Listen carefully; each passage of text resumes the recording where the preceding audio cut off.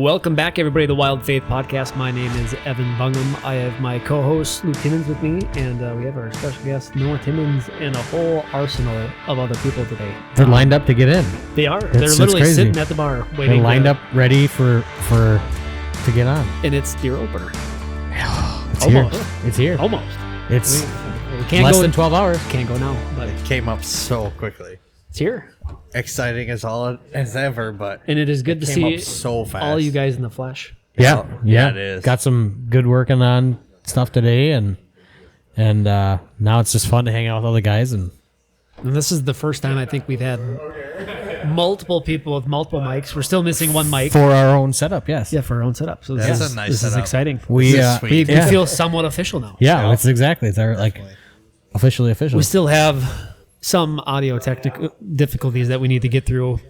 Hopefully, the recording with the camera and with the mics, I'm gonna have a hard time looking at the camera because you guys are here. But Yeah, but you just it should talk be good. just look Yeah. at me. We're good. But it's bow opener. We're it here, is. It is. and we're gonna kind of do a roundtable with everybody here and just kind of get what their feelers are, where they're gonna sit, and Yeah, what the plan low is. down on the season, so see what they got planned, and it's gonna be fun. I'm excited. It's just working on some stuff for the pod today, as far as just getting some shots and stuff. It was like starting to set in where it's game Feels time, good. and it's been shooting your bow all summer, and it's here. It's here. There's nothing else to say. I mean, it's hopefully. I mean, we'll probably call this one Dope Patrol, but hopefully tomorrow we can give a good old update on the opening morning and see, or even the evening if we do it at night, and maybe we'll be cutting up a couple does.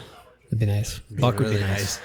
I'll take meat at this point. I'm hunting for meat this early. Yeah, it's been a long winter and summer. We've been out of venison, I think, since March. Sounds about right. Same. Yep. Yeah, it's usually like end of winter, early spring, and it's like you shoot your turkey. I didn't this year, obviously, but then you get a little bit extra for about 3 days. Yep. And then it's a meat shortage. So No, it's amazing. We go through, I want to say, a quarter beef and about 3 deer a year for our family with my wife and my daughter, and it's it's time. I'm ready to have some venison to get on the smoker, and Definitely. football and it's fall, man. Yep. Can't beat it. It doesn't feel like fall. Opener. No, We it's have, no. I mean, hot. it is going to be tomorrow. We're talking high of 85. Yeah, the morning, it's gonna be like 60, nice. 62, like this morning when we were Supposedly, out. there's a little bit of a front that's pushing through. Yeah, tonight. we get a little bit of rain Little bit of right rain. before the sit, so it'll be interesting. And then, like we were talking last night. Noah, I was telling him that usually on this farm, any sort of easterly wind East wind's money. gets the bucks moving. I mean, like I said, it's gonna be hot, so hopefully they're up early to feed and get some water before they bed down in the hot. But Yeah, and kind of going with that, like we said, we got a round table of guests that are here tonight to celebrate the Christmas type setting. Yeah, it's for Christmas. us. It is. Yeah, it's that's right. opener. we're just missing a lighted tree. We have a special guest. I got Luke's brother, and we're going to be hunting. Noah and I are going to be hunting out in South Dakota this year together for muleys and whitetails. But Noah, you're up first, man. Tell us what is the game plan for opening morning or opening evening? Yeah, so I mean, I got a buddy, Nick. You'll hear from him in a little Pull that bit. thing into your mouth. There you go. I got a buddy, Nick. You'll hear from him a little later. He's gracious enough, and his family's gracious enough to let me come out hunt on his property. So Nice. you cannot beat that. Pretty good friend. Yes. Yeah. Yep. So we're gonna hunt on a riverbed and Money. shoot basically any good mature doe that we see. Yep. Throughout the day. Obviously, if we're lucky enough, I always say it. Always want the meat, but I always take a big old buck too. So Oh, that's can't beat that. Yeah. Now you get a 120-inch coming by you tomorrow morning. I Let still have it a eat? 130-inch limit, so Yeah. I like your standards. That's good. Yeah, Open that's young, good. man. Can't beat that. Yep. Yeah. Well, good. And any like details on just give us some specifics. What are you shooting for? What exact tree are you sitting in? Yeah, We I need don't the know that Onyx one coordinates. yet. Give us the But, pin. We'll I be can't there. give We'll meet that. you there. But I'm still shooting the same Bowtech Realm SR6. Okay. I've almost upgraded 2 or 3 years in a row, but I absolutely love that bow. Yeah. Just absolutely love it. I shoot straight with it ever since I've had it. No spear this year, huh? No spirit. Oh, okay. All right. Well, I mean, I just kind of figured after you started it for 1 year, you wouldn't give it up, but Yeah. Just too good. Just no, too good to that stop. would be. I just saw a video of a guy that just killed. I don't know what state that was. It must have been Texas, but killed a stud. Yeah. Well, I mean, I remember back in the day when we were in high school, it'd be Jared Allen spearing elk and No kidding. buffalo and Yeah, anything you think of. With yeah. Yeah. So break us down where you're gonna sit. Do you know where you're gonna sit yet? Yep. On a, like I said, riverbed. We're gonna sit there in the morning. Southeast wind, I think. Yep, southeast. So Pretty quiet. Yep. We'll hopefully get a doe, maybe You guys two. You'll never know. sitting together or sitting Sitting together. So you I'm are gonna nice. I'm gonna start off with filming him, Okay. and any doe that comes by that's, like I said, good mature, he'll shoot, and if we can get a double, we'll get a double. Oh, Be awesome. sick. If I see a buck comes through, good enough. Like a double buddy, or you saddling up on? Because you got Nope, a saddle, he'll don't be you? up. Yep. Yeah, I have a saddle. what So what model are you rocking? I have the tethered Phantom. Got Okay. it last 2 years. last year, 2 years 2 years ago. That's Yep. right. And so sitting with that all last year is very comfortable. Cannot beat it. Yeah. I mean, everything about it, I love it. Easy to like modify it to your own kind of Yeah. hunting setup. Very comfy, all day sits, everything. Platforms that they have is just perfect. Oh, that's awesome. You're not uncomfortable at all.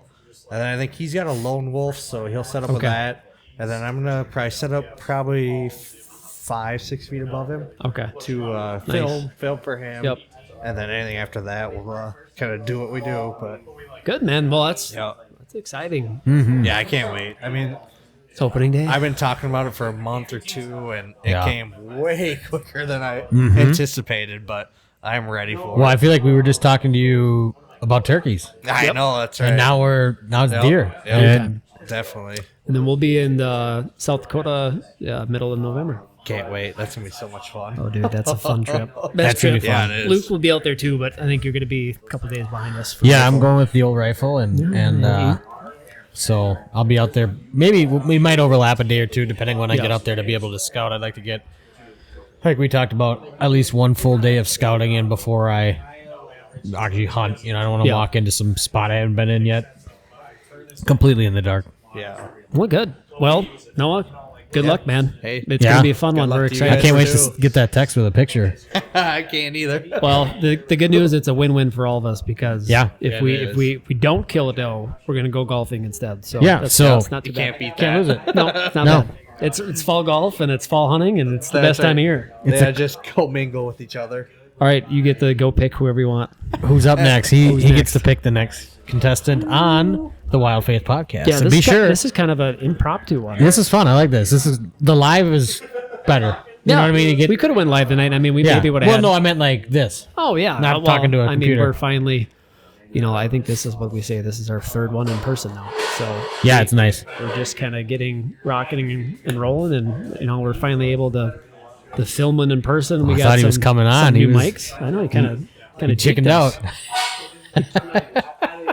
I think he's taking a whizzer, boy. but yeah, Yeah, no, this one's. I mean, we are kind of doing this semi-live, I guess. Too. Yeah. I mean, we're we'll be dropping Monday. So, Monday. We'll have to do maybe a part 2 if we end up shooting some sure. does. But but I think it's a good opportunity to plug some of the Wild Faith gear. that's right. You know, Don't you got the look at me hat. because I don't have got a anything hat. on. We got a hat on. You got the hat. We got lots of stuff, lots of hats, lots of shirts, lots of. Well, and speaking of shirts, there's one right here. Erik Bungum, Welcome, welcome to the Wild Faith welcome, podcast. younger brother. Here we go. This is the big buck killer in the farm. Yeah. Can I hear myself? Now you can. Take a seat, man. Keep that thing close to your face, and you'll be dialed. Test. Test. We're Yeah, that live. sounds good, man. What's going on? Welcome on. Welcome. We This is have- your first podcast. This is my first podcast. This That is. sounds good. It's pretty neat. Yeah, Yeah, that's it's pretty awesome. cool. Yeah, you're gonna start You're gonna live in here. You're gonna start podcasting Yeah. out of I the mean, shed. This would you be got the a gig perfect right here. spot. So Erik has done.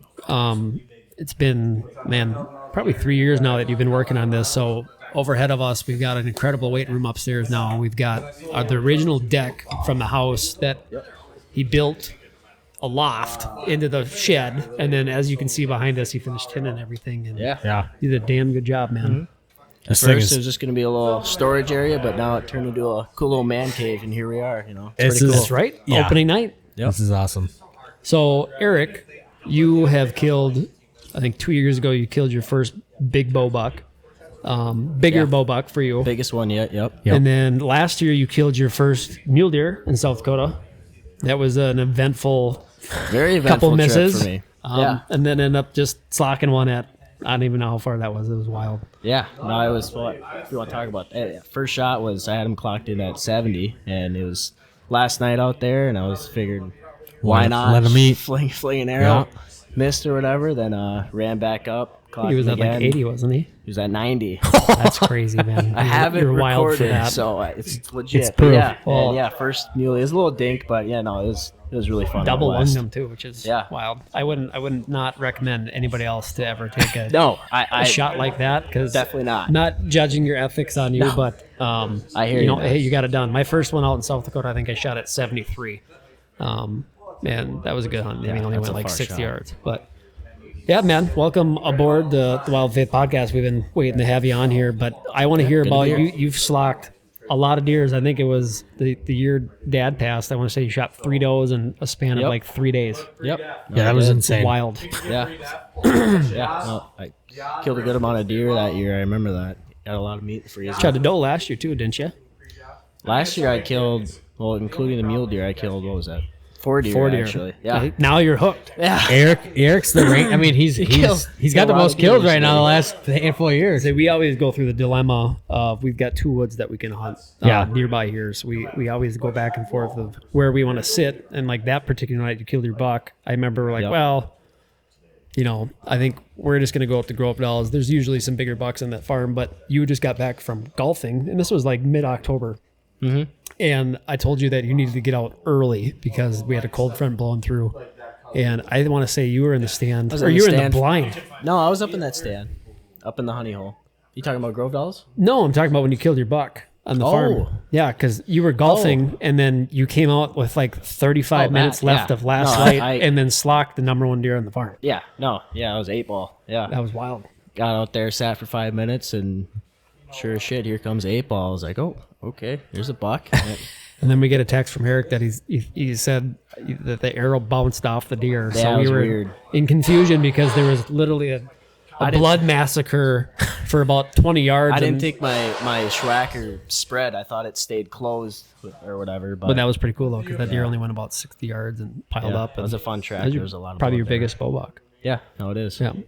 But break us down. What is your plan for opening morning and opening evening tomorrow? Well, I got to figure out where I'm going to sit first. Both you and Luke you guys get Where the are you pick. sitting? I'm gonna sit wherever you guys don't sit. So I'm What a guy. first dibs. Wow. Eric, you got first pick. Go, buddy. Got number 1 draft pick here. Pressure's on. It's a southeast wind. I'll tell you right now what stands you can go to. You just start rattling them off. Which one? What's the number 1 stand you want to go sit? Somewhere near the church stand. Ooh, good pick. Well, you could hunt. area. You could hunt any of those stands in the church field. Would be fine with the southeast wind. So you got. Can't remember all the You names, got honestly. you Got got too many. what do we name the new one? Yeah, The southeast, the ladder one? southwest corner. Oh, that one? Yeah. I don't know what. Oh, Well, check there's the old there's, Onyx. there's 2 right there. There's the double buddy, the original church stand. There's the new ladder stand that Luke and I hung, or excuse me, that Luke hung in the northeast corner. The Y. No, the Y Bushwhacker. is the bushwhacker. That's the new one. That's the southwest corner. Yep. What's the one in the northeast? We don't. That one. We don't. The ladder stand. All right, people. What are we going to name the stand? Pine tree. Pine tree. The pines? It's the pines. It's in Pines? the pine tree. Yeah. That's not So bad. I would say that's a good one. Any of those stands are good. So it's your pick. Dun, dun, dun. The new one. Pine tree stand. Well, Ooh, all I love it. You're Why gonna kill not? one tomorrow. That's All the right. that's, That's a the, sweet that's the spot. number 1 draft pick right now. Yeah. I would say 100%. Mine.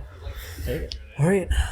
Well, that's exciting. Well, tell us about you just got a new bow. Tell us about that. Yeah, I got a new PSC. Traded in my old Hoyt. About time for an upgrade, I would say. Oh, yeah. I've been shooting it's kind of a full size bow. but Borderline youth bow. Borderline youth. Yeah. It's killed a lot of deer, but I think it's about time for an upgrade. So Well, good for you, man. yeah, the new one I have, the PSC, shoots a lot quicker. Shooting than the Schwackers Hoyt. again? Yeah. Yep, we're shooting Schwackers. Haven't failed me yet, so keep rocking with those. Washed your clothes yet? Whoosh. Dang. We know boy. where Eric's not. going after this. Oh. I do need to wash my clothes. All right. Good call. Well, it's gonna be like we said. It's gonna be low winds. southeast wind, so that's going to be crucial. Trying to be, I mean, that's the hard thing with that field. Any southeast stand or southeast wind is a good wind, but it's going to be tight, iffy. So if you got to be, I would get your stuff washed and dried for sure. If not, we'll just hose you down and go on the stand. Make them roll in some mud. That's one thing I don't have either. Scent killer. Yeah, get them out of that. Spray. I have a lot. Okay, good. Still doesn't fix the problem, but it helps. Yeah, It'll it does a help little bit. Well, you were saying too, I think, that you were not going to shoot a doe. I think that's wild. Yeah, maybe. I still got meat in the freezer. Which Man, is, you better eat that meat. I know, Mom I was gotta yelling eat at that you up. today to eat it. It's taking up space in the freezer, so it's got to Like get valuable beef and It ice is. and fresh deer space. eaten. Yeah. But if the doe was asking for it, right there. Let it eat Yeah. for sure. Probably let her fly. Well, that's Yeah. good. Well, Eric's got, both Eric and me, because I'm only going to be home maybe like 4 times, 5 times this fall max. So you guys will probably have the best opportunity to kill any of those 2 shooters that we got on the farm. We should have been 4 this year, but so far we've only seen 2. So it'll be, I mean, there's still a chance. I mean, I think we had 2 of our top shooters on the farm 2 days ago. Nothing in daylight, but it's also been, it's been in the 80s Oh, for it's the been last hot. 2 weeks. And we haven't rained in forever. Everything's a while. dry. It's crazy. Yeah, the plots do look good. You know, like other than the deer shack. I just got 500 or 600 pounds of winter rye that you two get to go put out. I have That'll the be fun. pleasure of putting that out. Yeah, Yeah, that'll Gotta save get some rain, That'll though. save that Yeah, pot. Well, it we'll does wait. look like Is there rain middle in the of next forecast at week. all? potentially some next week. I don't know how much, but like tomorrow morning is going to be just a quick little shower, and that'll be it. Oh, it's supposed to rain tomorrow. Yep. Like 4 o'clock, so just before sun, a couple hours. Well, good luck, sir. May the force. Before we kick them off here, though, what is I wanted to ask you this about South Dakota. So you got one under your belt, not only a trip, but you also got a buck. What are you looking forward to most this year? It's a good one. Getting in some more really good stocks like I had. And Yeah, Eric was a Navy SEAL. I watched this. It kid. was super I've got some fun. really cool footage we'll share. I've got army crawling through all that tall, thick stuff. Oh, three, my Yeah. goodness. 3 stocks on And you get close giants. to the deer, but my goal is to not miss on a good sized buck this time because Yeah, I had a yeah. good opportunity. But Heck I had yeah. my excuses Multiple. though. It was really windy when I drew back, but I mean, That was the hardest one to watch. That Yeah, was- you that was recorded tough. that too, didn't you? In the mag scope, he looked like Eric was sub 10 yards of this. I Probably was stupid 150 inch 5x5. that's impressive. Impressive. And I watched him at full draw for a minute, and then let his bow down, and then watched the deer run away. I'm like, What did he happened? just become like was anti-deer so hunting? upset. You're just like, I just can't kill his deer. He's too pretty. I was like, I just watched his hour-and-a-half long stock. So not only that, I'm not picking fun of you. This is the funny thing about South Dakota, and that's where this year we're going to work on it. This is the first stock that I had on the trip because I wanted to get Eric on as many stocks as possible because he's never done it. And there's this really cool cherry racked velvet 6x6. He's maybe like 150, 160 inches, but he stuck out because his rack was red. And I saw him in the same sage bush that he was in, and it was perfect where he was at. The wind was perfect. Everything was perfect. My entrance to coming in to kill him was perfect. And I got Eric up on the hillside, and mid-stock, Eric left to go look at another deer. Yep. And then came back to the wrong vantage point. So I'm looking up at him. I'm like, and I should have just trusted my onyx pin. I'm looking up at him like, where's the deer at? No idea that I'm like, no boots, no nothing. I'm like sub 45 yards at this deer. And I'm looking at these bushes and I can't see his horns. I'm like, God, I'm throwing my hands up at Eric. I'm like, where's this deer? And you're just like, I don't know. And I'm like, what the hell? It's So hard to communicate like that. I guessed, and he ended up being about 35 yards to my left, and I had him at, I think, 65 for about 2.2 seconds, and I couldn't get an arrow off. We're going to work on that. But I don't think I would even how my bow was shooting last year, I don't think I would even came close anyways. Yeah. We won't even go into that detail. No, we won't. It That's was like another Star story. Wars, just flinging broadheads. Just green knocks. This is a flying laser show. everywhere. Get your bow tuned.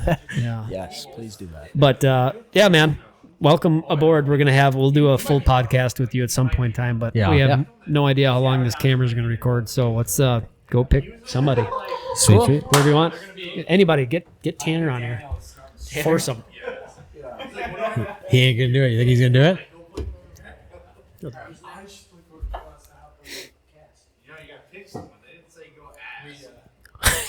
No, I was telling him. Come on, Tanner. All right. We're gonna save the best show for last. We There he is. got a famous guest here. Return guest. Returning guest. Turning guy. I think we need to get. I think a returning guest should get a sweatshirt and a hat. Yeah. We owe this man some bread. Feels good to be back. Thanks, guys. Go ahead and flip that one up a little more. I don't know what he was doing there. Is this better? That is perfect. better. All Sounds right, good. cool. How are you Good to doing, see man? guys. Good How to you see doing? you. Good. It's season's here. It's finally time. Super excited for it. Yeah. Weird. It is very weird. Time flies. It's we were saying with Noah, it's like we were just talking turkeys. Yeah. And it's like, well, now we're chasing deer. Yeah. Yep. It's a pretty good feeling. It's a very, very good feeling. It's going to be a fun season after coming off the high that I had last year. Well, I was going to say, excited. we would love to hear the story of the big buck slayer. I just remember getting back after not killing a buck and then getting back to back. Like, what was it? Was it back to 10 back? days. 10 days. 10 Crazy. days. Same tree stand. 10 days apart. Wow. And not And- not only did they were giants. Yeah, very Yeah. big. The first one I had history of. He was on this property all year. He summered there, didn't move. Had a very good beat on him, and so kind of a funny story. So I got married at the tail end of October 21st, and he started to get daylight. October 15th is when I had a picture of him. So I told my wife, I was like, "Oh boy, we're coming up on the wedding. You know, we're gonna have some fun." She's like, "No, we're not." I was like, "Yeah, probably not for you, but for me, absolutely." And it was the 20th, the day before the wedding. He showed up in daylight that morning, and I was like, "Hey, can I go hunt tonight?" And she's like, "No, we got the groom's dinner." So Pre-marriage, it's okay. Yep. And then went on honeymoon, and he was daylight like the first week of November. I shot him on the 8th. He was daylight like the 1st, the 3rd, the 5th, the 7th, and the 8th. And just a perfect wind. The wind had shifted, went out, and 20 minutes in being in the tree stand, he comes at 2:30 p.m.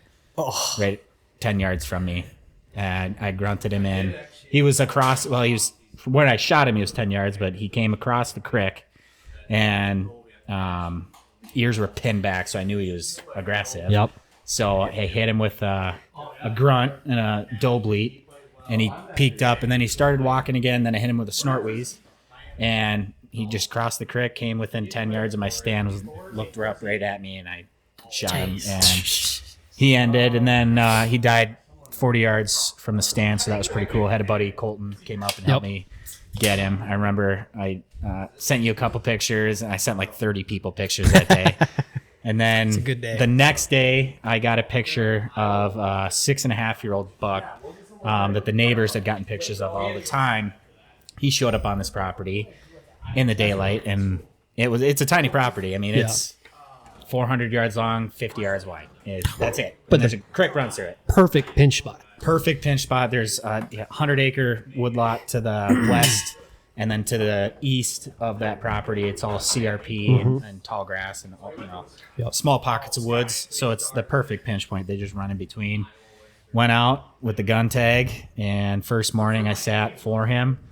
He came in at 35, 40 minutes after. You shot him with a shotgun. Shot him with a shotgun, 20 yards, dropped him. Keeping in 40 mind, we yards. are an intensive harvest unit, Yes. CWD, so we get 3 buck tags, even for the zone that we're hunting in on the farm here. We get 3 buck tags. We get 3 tags. buck, You guys get archery, 5. You guys got 5. archery, firearm, and Yeah. muzzleloader, Muzzleloader, and then so you get it's a 5-deer limit where we're at. So, So it's been interesting because since they brought that into the state, it's made it interesting to see the guys that have had years where they've killed multiple bucks. Yep. Like I think Zach, his first year of owning his lease down in Rushford, he shot 2 like 150s Yep. with a bow and gun. Same thing, like back-to-back days. And that's the big thing that I love. I love and hate that limit that we have now because there's so many. Not Other to deer getting offend shot. anybody. There's so many people that just shoot everything if it's Oh, down, yeah. And I'm the type of hunter where it's like, if it's not 145, 150 plus. Well, like our area here, I mean, like Luke and I were talking about that earlier today. I feel like for our zone here in Malheur County, we're the last front for the 655 zone, and it's 3 deer, but it's still that option of $3. Yeah. And I look at our doe to buck ratios for our county here, and especially, particularly these couple of sections that we're in, and it's no one. I mean, there's very few people, I will say, that go through and actually do some sort of management. From a buck perspective. Now, are you guys big management here? Do you like doing? Try to. Yeah. I mean, I feel like we've gotten to a point now with our neighbors. We're lucky enough in our section that it's majority family, and then we got a new neighbor that came in now. That's Rudy. If you're listening, awesome dude. He's all about killing big bucks too. Yeah. So it's like it's one of those things where it's nice, but then when you look at from the surrounding area, it's like buck travel. I mean, a mile is not far. 2 miles isn't that far. 3 miles isn't that far. I was for a just buck. talking to a guy. I had a diaper party this last Yep. weekend, and Congrats, by the way. Thank Very you very exciting. much. Excited for that. But a guy, I was talking to, he said a buck was shot 13 miles I wouldn't doubt it. a week prior from where one guy had a picture of it, and that deer died 13 miles away Yeah. on a separate property. Yep. And it's like people need to understand that They move. They move a lot, and especially during the rut. I mean, if you're going to be chasing, if you have I got lucky. I got very, very lucky. Oh, yeah.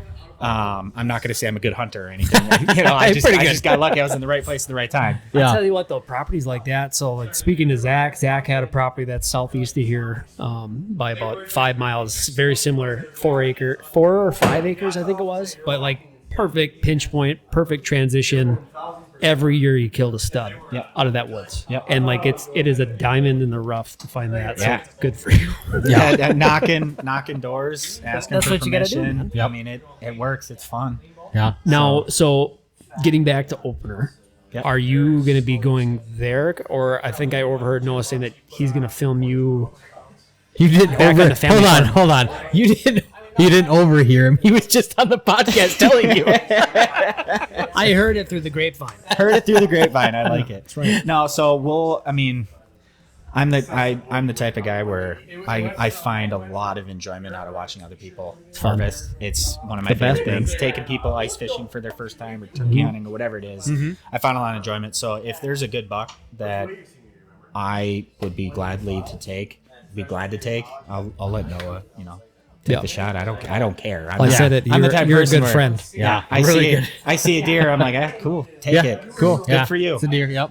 I'm not the type of person that I'm going to be secretive about anything. If I got a nice deer, I'm going to text you guys and be like, hey, check this guy out. Yeah. Yeah. So, I'm going to shoot first because it's my property. Yeah, for sure. But it's going to be a doe mission. With You it know being what? the Screw first, you guys. I'm going to shoot first tomorrow. Go for it. I get first pick. Go for it. There you go. It's all you. It's all So, you. with it, being the first cold front, truly cold front of the year, especially on opener, which is fantastic. I'll go up for does, and then I'm not going to hunt. The next cold front, I think, is like September 24th. Yeah. So it's going to be slim pickings on what to hunt. I'll be crying up north. Yeah, I feel bad for you. It's going to be like 65 degrees on the 24th, so it's going to be fantastic. So are you guys on a doe mission? Where do you guys have bucks? Yeah. Bucks Doe- I mean, patterned at all? We have what two shooters? We had coming in this year, we had 4 deer that I really thought were going to be. So how our farm's laid out, we only have probably 60 acres here. If we're counting my cousins and my uncles there, we probably have a half or a quarter of the section. We don't cross hunt and stuff like that, but like everybody, then we got Rudy over here. I mean, like we know every deer that lives in the section. Yep. And so last year, but like we were talking about deer move. I mean, like especially you get to that 3.5, 4.5, that's a different animal. Yeah. And Smart. We had 2 3.5-year-olds and 2 3.5-year-olds, a 4.5-year-old, and then we think Hightower is like 7.5 this year or 6.5. 6.5, 7. Yeah. I don't know how that goes too. We always talk about half years or if it's full years because that's where it's like. I think which one it's is- always just a half, just because it's the guesstimate. You know what I I mean? will go shout out Jeff Sturgis, Yeah. Whitetail Habitat Yeah. Solutions. He always says it's just a 5-year-old deer. Okay. Yeah. Well, Because there's no half year. Let's round that down then. I like that. There you go. So going off of that, we only have 2 that have showed up so far, and like From I'm those fine with 4, that. yeah. Where it's been like they've been inconsistent because I look at the last 3 years of the farm that we've been doing all the habitat management, all the food plots and stuff. It's like, well, from when they do the shift in September, losing velvet, from there on to the end of the season, they're living on the farm. Yeah. They don't do any shift or anything.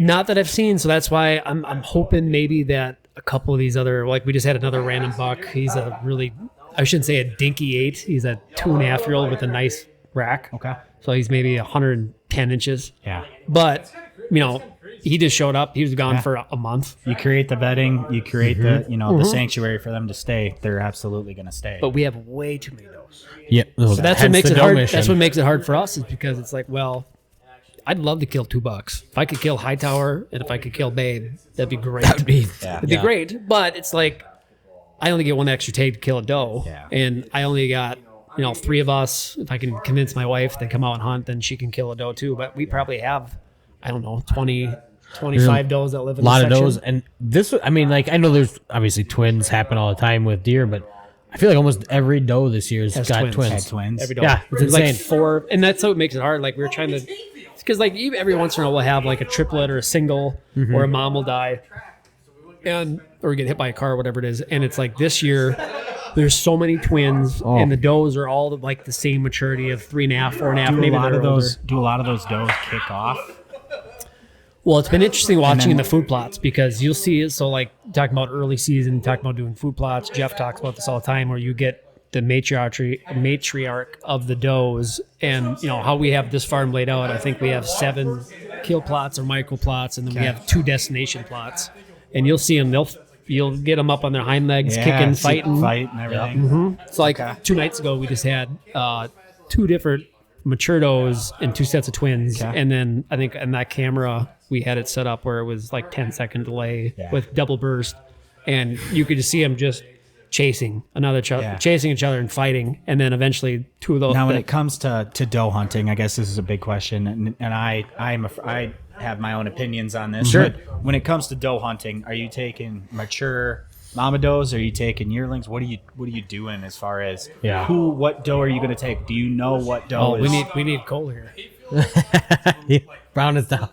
Bambi killer. No, just kidding. We love you, Cole. Cole's also killed the biggest buck ever on this farm, which is pretty cool. Sweet. But I don't know.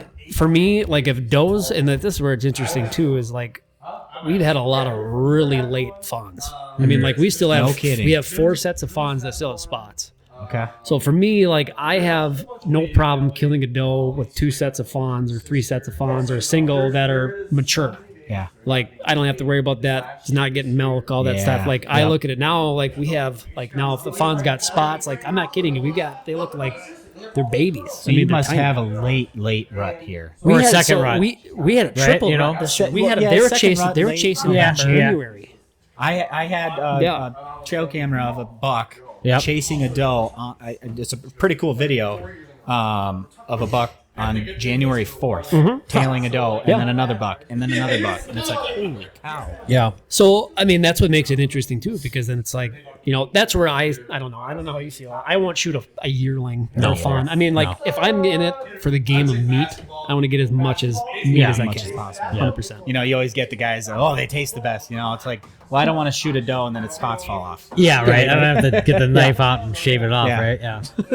My arrow hits the deer and it's there. And I'm assuming you're the same way. Yeah, absolutely. Yeah. I mean, most throughout the summer, where my main property is that I hunt is early season. I don't see a buck till mid-October on that property, late October, and it's just all does. Well, here's a question for you: what is that? So, on the farms you particular like your grandparents' farm, near deer, or your parents' farm, are you killing does middle of the season? Or are you sticking to just early season, late season? Early season, late season. Basically from. Depending on when that first frost is, when that first frost hits, switching. It's a 100% switch. But I rarely ever hunt early October unless it's a true cold front. True, yeah. And I never hunt 2 days after a cold front, especially in early to mid October. Yeah. I hunt that day that the cold front hits. And I don't like to go a day or 2 after. Sure. I just feel like once that cold front hits, the deer senses go way up and they're more apt to spooking. Where then that day that cold front does hit, they're ready to eat. They're ready to put the feed bag on. And leave their scent and stuff like that. So as soon as that first frost hits, it's game on. It's buck chasing time. Heck yeah. Well, break down opening morning, or not, you're going in the evening. We're going morning. Okay. Oh, you're going morning. Yep, we're going morning. We're going to sit at creek bottom. It's in a huge ravine. It's a cutout ravine from years and years and years and years of floods. Sure. We were right by a big river. I mean, you've seen pictures of that property. Awesome. It floods every year. Yeah. And it's big flat. I ended up throwing some just throw and grow this year. Went in with a weed whipper. Yep. Got bit by too many mosquitoes. Oh, it's the worst. And threw some throw and grow. Yeah. Thermocells are going to be my friend tomorrow morning. oh, yeah. Jealous because I Hoping left mine in my Noah boat. has one. Don't have one. Yeah, he should. whether he remembers he'd bring it, it's another story. It's like a 20-foot radius, though. Yeah. I mean, I guess if you're in the same tree and you guys He should smells be. good. He'll probably get bit. Yeah. He's too sweet. Yeah, so we're gonna hunt a creek bottom where I got that, and then there's a mock scrape that I have. How are you guys on vines, like mock scrape vines? Every stand, man. Yeah. Okay, good. Yeah. Same here. Yeah. Outside of talking about Sturgis, I think honestly that was the inspiration of the farm, and I mean hopefully someday we'll be have him on the podcast. He was so busy. I just remember right away we were ready to hire him or somebody from his team, but it was like a year-long waiting list, and I was like, I've watched, and thank you for doing all the free videos that you do because I've watched. I tagged him on Instagram because of my buck last year. Yeah. Literally. Thousands of hours of listening to him. Yeah. Just free knowledge. Yeah. And that's how we've shaped the farm. And I feel like we've done pretty good. I mean, we've killed 3 shooters in 3 years. I mean, that's Pretty good ratio. good. That's very, very good. Yeah. Watering holes. I don't have the means for backhoes and everything. Yeah. So I put I got manual an labor. old horse feeder bin Yep. that I dug out by a creek bottom where a spring from up top, and I Rains just in. Pours right set it in. in, Money. and then it just drains right through it, and Perfect. I put the timber in it for the critters and stuff. Now, Yeah. he talks about that where he thinks stagnant water is better than fresh water. Yep. So, obviously you've had that in there for a while. Have you noticed any difference? Did deer still drink out of it? They still drink out of it. Yeah. Yeah. I mean, it pools up just fine. I have Yep. put a hole Yep. basically in the bottom of it so it fills up. Yep. And Throw a stick in there? Throw a stick in there. Yep. I don't want to see a Wanna dead know mouse or crazy- anything in there. Yeah. Crazy story. So this is off the topic a little bit, but just speaking of throwing a stick in there, we live in Baxter. I've got maybe a 1/16 of an acre food plot in town because why not? And Absolutely. Deer we got love a it. water hole back there. I got a licking vine back there, and I've got a stick in that watering hole because I know there's critters that go in it. Well, this is the first year that my daughter's 3 now, so she demanded a pool, and I'm not going to go buy a $400 pool. We're going to use 3 times. So we bought. I think Menards had one for like $40. Yep. I got probably the same one. The last day that we had it, Autumn came home and she's freaking out because there was 2 squirrels that were drowning. Oh my gosh. Which is kind of sad. They were drowning and they're still alive. So I literally got to the crime scene the moment they both died. Oh, and I boy. tried saving them. She's like, do CPR on them, Just do sitting CPR. there. And I'm like, trying. I'm like, nothing's happening. But it's true because the stick's a big thing because they had no way to get out. If they would have just had something they could have climbed out, they would have been fine. Yep. I don't know Yeah. how they got in there. Well, it's crazy, and not that this is what happened to squirrels, and I have to go down a squirrel rabbit hole. But I'll be in down my a different backyard, podcast. working with it's gonna be a squirrel podcast. But no, I've been out in the backyard before, throwing the dummy with a dog or doing stuff with the chickens, and all of a sudden 2 squirrels will just flop on the ground out of a tree and then just keep running. You just fell 60 feet. It's like a It's like a cat. cat. Yeah. Like, good to go. So it's I don't know if they're just fighting and they lose. Because I've always wondered Where is that. Lenny? Yeah, where is We he? need the shed cat. Now, before I go, I got a question. Yeah. How do you guys, talking vine scrapes and and stuff like that, how do you feel about peeing in them? Every time. If I gotta pee. If I gotta, yeah. I think there's Jack There's a talks huge about that. misconception on that. Well, after pee, right? Yeah, well, after I think it's 30 minutes, it just turns into ammonia anyways. Yeah. So And I think Yeah. honestly, you look at it from the cool thing about if you ever have put in licking vines, you find out that, and Jeff talks about that, where it's not that just bucks are using during Oh, the no. rut. I mean, you got fawns everybody. Fawns, year that's round. Yep. Literally where You we're got gonna hunt tomorrow, matriarch I does that are guarantee. taking Yeah. fawns there. And it's like, this is a communication station. Yep. yeah, Come here and Now, figure are out you what's going guys on. vines or do you do the ropes? Vines. Vines. vines if I 100%. can. Yep. Yeah. Otherwise, I've done. I don't think I've ever done a rope. Well, it's I know you can buy them in the store. The ones. Hodag or Yeah, whatever it yeah, is. they're like that. Free 99 with the vines though. Well, yeah, You just got to that's the have them. case. You gotta have them. I wouldn't say Yeah. they're everywhere. Right. Where we River hunt, bottoms. River bottoms. Yeah, that's you're all gonna I find hunt. them. Yeah. They're everywhere, so I could sell them. Yeah. I tell you what though, it is such a dynamite thing. I just think of we got a stand out here on the southeast side of our property that we've had a, how should I say, we've had a natural scrape that's been underneath the tree forever, but now we hung a new set there, and it was like, we're going to take that out immediately, and then put a licking branch where I can shoot. And within a day, every deer was on that licking branch. I went out yesterday to do one last card pull on the property where Noah and I are going to hunt tomorrow evening, and all of the scrapes are opened up now. I went because it's pretty cool. There's mowed trail, and there's vines that were overhanging, and I trimmed them up and actually got them down, and they're all opened up now. I mean, there's like 6 in a row that are like 50 yards apart, and they're all open, tore up. Oh yeah, baby. Well, good. Well, good luck. It's going to be exciting. Thank you, guys. Well, like we said, it'll be a fun day regardless. Yeah, I'm ready for the pictures to start rolling in. That's most of the fun is seeing all your. This is I think South Dakota opened up on the 1st, Yep. and a lot of states did, but now for Minnesota, this is where it gets hard. Yeah. That's like, Johnny killed one down the road, and it's just like, yeah. yep. That's a good question to close out with Nick though, because you and I talked about that in the truck on the way back today. Was would you be opposed or support a September 1st opener for bow hunting in Minnesota?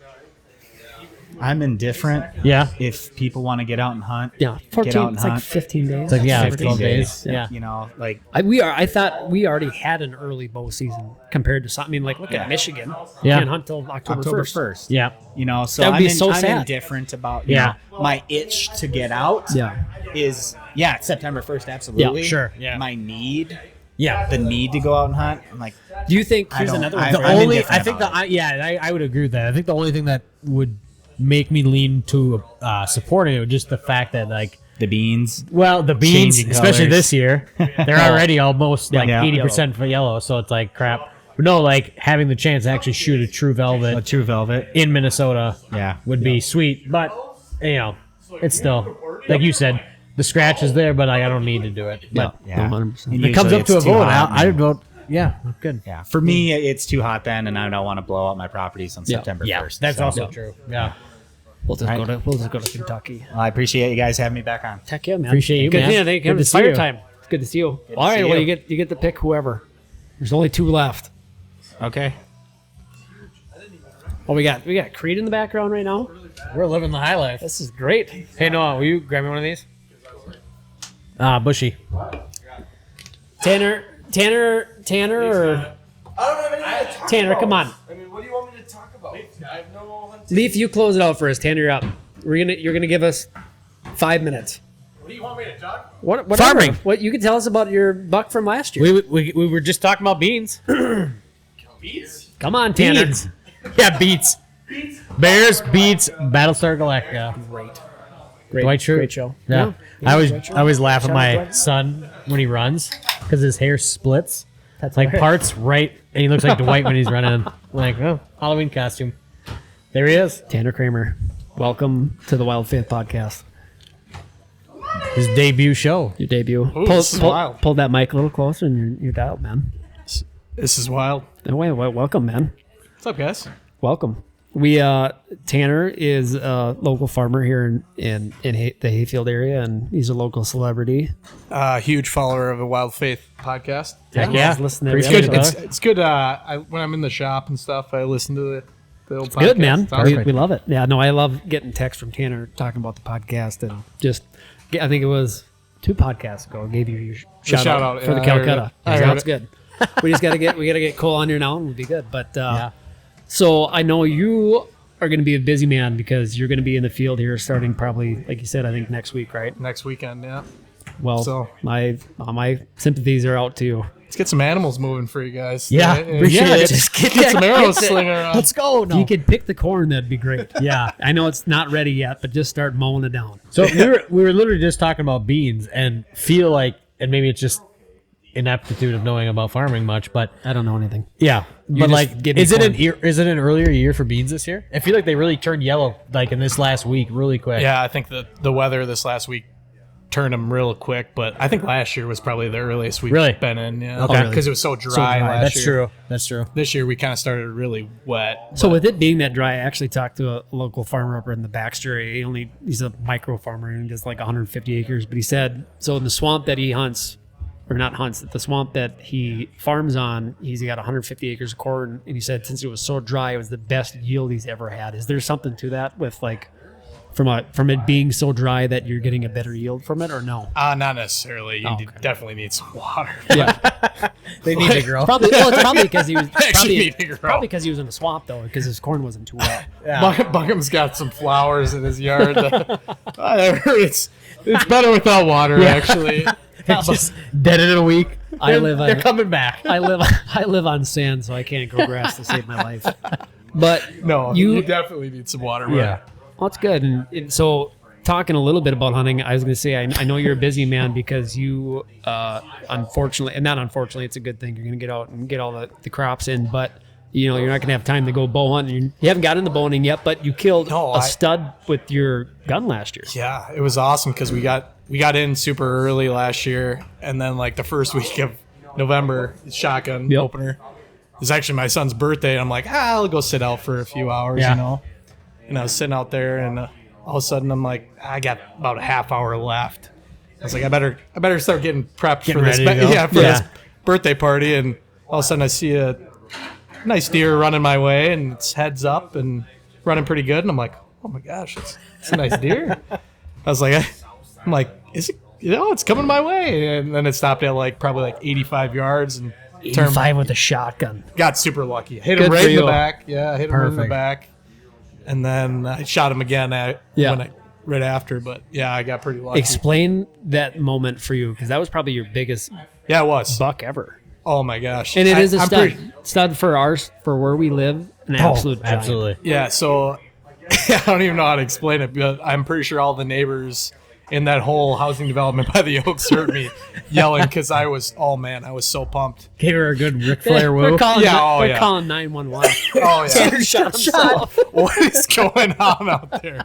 I was, oh my gosh. I think I called Maggie, and when I called Maggie, because it was my son's birthday party. Like, don't be late. She gave me some good words. She was just like, you gotta be kidding me, like this. Of course, this would happen to you today. And I'll call you later. Yeah. I was pretty proud of myself, but it was a pretty fun time doing that. But Well, that's exciting, man. Yeah. Well, it's going to be a good year again, and I know you and I have talked about doing some hunts, and we'll definitely. I know you showing some interest in pheasant hunting, so we'll definitely have to get you out to Pheasant the farm hunting. and come pheasant hunt. yeah, I've never been pheasant hunting, but yeah, I need fun, to try. man. It's always super I get out of the field, mid to late November, and then and it's Yep. pheasant I think we need to get you on a Western South Dakota rifle hunt after crop harvest, like November 25th. Prime Day time after Thanksgiving. Thanksgiving. Yeah, your family can wait. You got deer to chase. No, but it's been fun to see you in the last 5 years kind of start catching the bug for different things. And I know, yeah. and that's the hard thing, once again, for being, my brother-in-law is a farmer, and it's the hard thing about farming is, hey, man, do you want to come turkey? And it's like, we're in the field planting, you have stuff to do. And that's why, Cole hunts out on our farm and he farms too. And it's, you get any opportunity you can get to get out in the woods and make it happen. It's tough to find time to get out Unless there. you're a farmer that hunts from the combine. Yeah. And those exist. Yeah, well, There are they're out people there. that do that. Yeah. Well, and you throw in a couple kids too, and it's a Yeah, exactly. whole other ball Congratulations, game. by the way. Yeah. Again. Yeah. Another one in November, so that's Well, we Plan talk better about- next time, son. We'll see you in January Hopefully for a this year fishing Maggie trip. doesn't call me. I'm going into labor. I'll be sitting out there. Just shot a big one. I ain't gonna I make it. actually just shot one. Yeah. You're gonna have to wait about an hour and a half. Hold the baby. But we'll get you back out for the. Well, I think we're going to. Where are we going? We're going to. Ice fishing or what? Yeah, where are we going? We're going to. I don't know. I'll go Anywhere else? Leech. We had a good. I think time. we're gonna go to Lake of the Woods. I'll go Lake of the Woods. Yeah. You guys, that's where I just feel bad for you guys. You guys have the 8-hour drive. I'll 7-hour go. drive. I'll go as long as we can catch some fish. We've had. This will be a fun one to do the podcast with everybody on that trip because it's a fun time. But it's been a struggle fest. I mean, 2 years ago was really, really fun. yeah. I mean, well, last year. 2 years ago. Yeah, that's right. You caught that giant Eel pout. eel pout, and then last year, then- didn't you catch another big one last year? No, I thought somebody did. I think our average size was That's right. 5 We inches. also did. Yeah, that was an eventful. weekend off. I remember it now.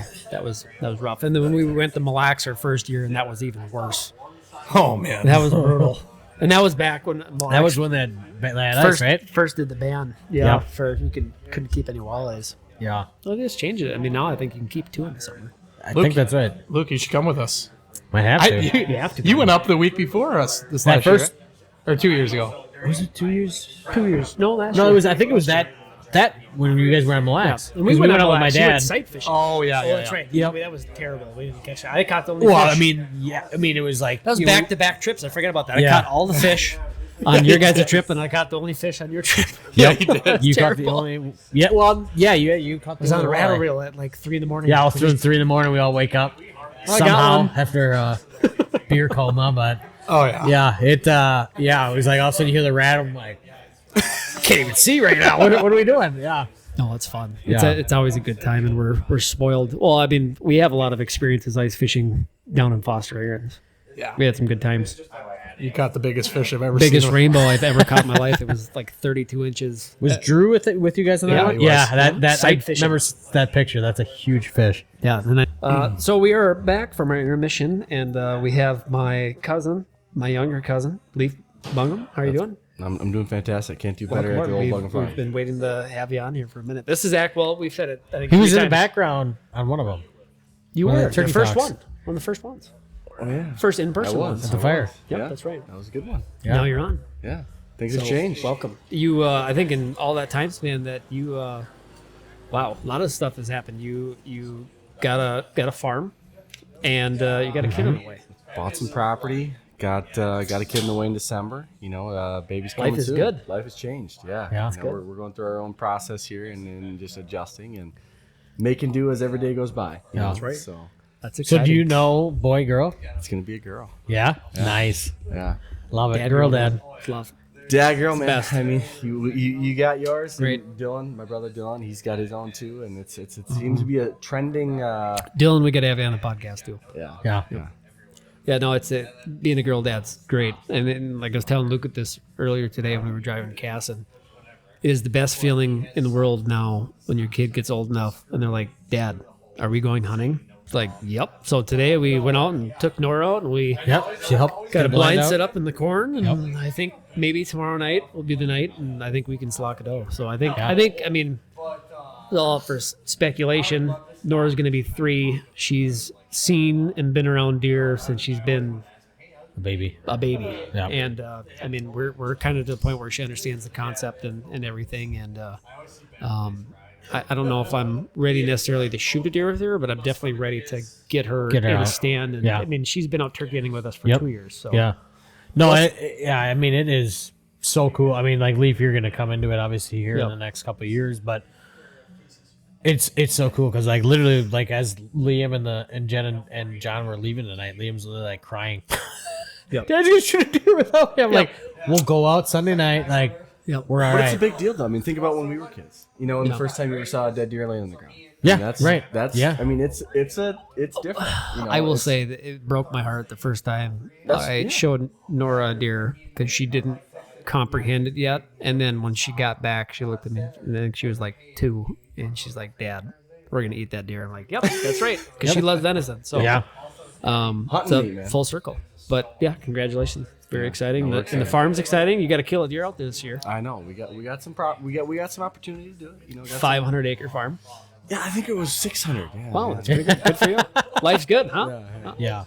No, but you, I tell you what, I think I kind of read your mind. I think when you sent me that text and then you called me and was explaining the farm, like I know exactly which farm. So the cool thing about this farm, how our section's laid out here. So Leaf obviously is our adjoining neighbor with our other uncle, and then Rudy, our new neighbor. I give him a couple shouts out on this episode. So if you're listening, Rudy, thank you for being an awesome neighbor. But you know, our section in general, and I count kind of where you're at still in our section because of where we're geographically located.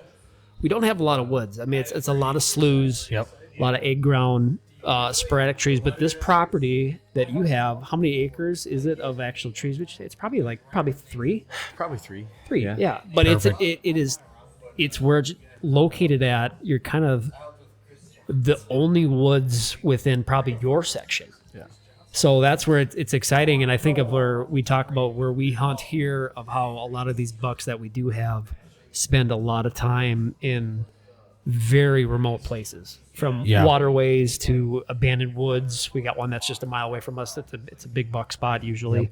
And I look at that farm and I know I've seen multiple shooters coming out of there through the years, because I mean, from where you're at from our farm is less than a mile. Yeah.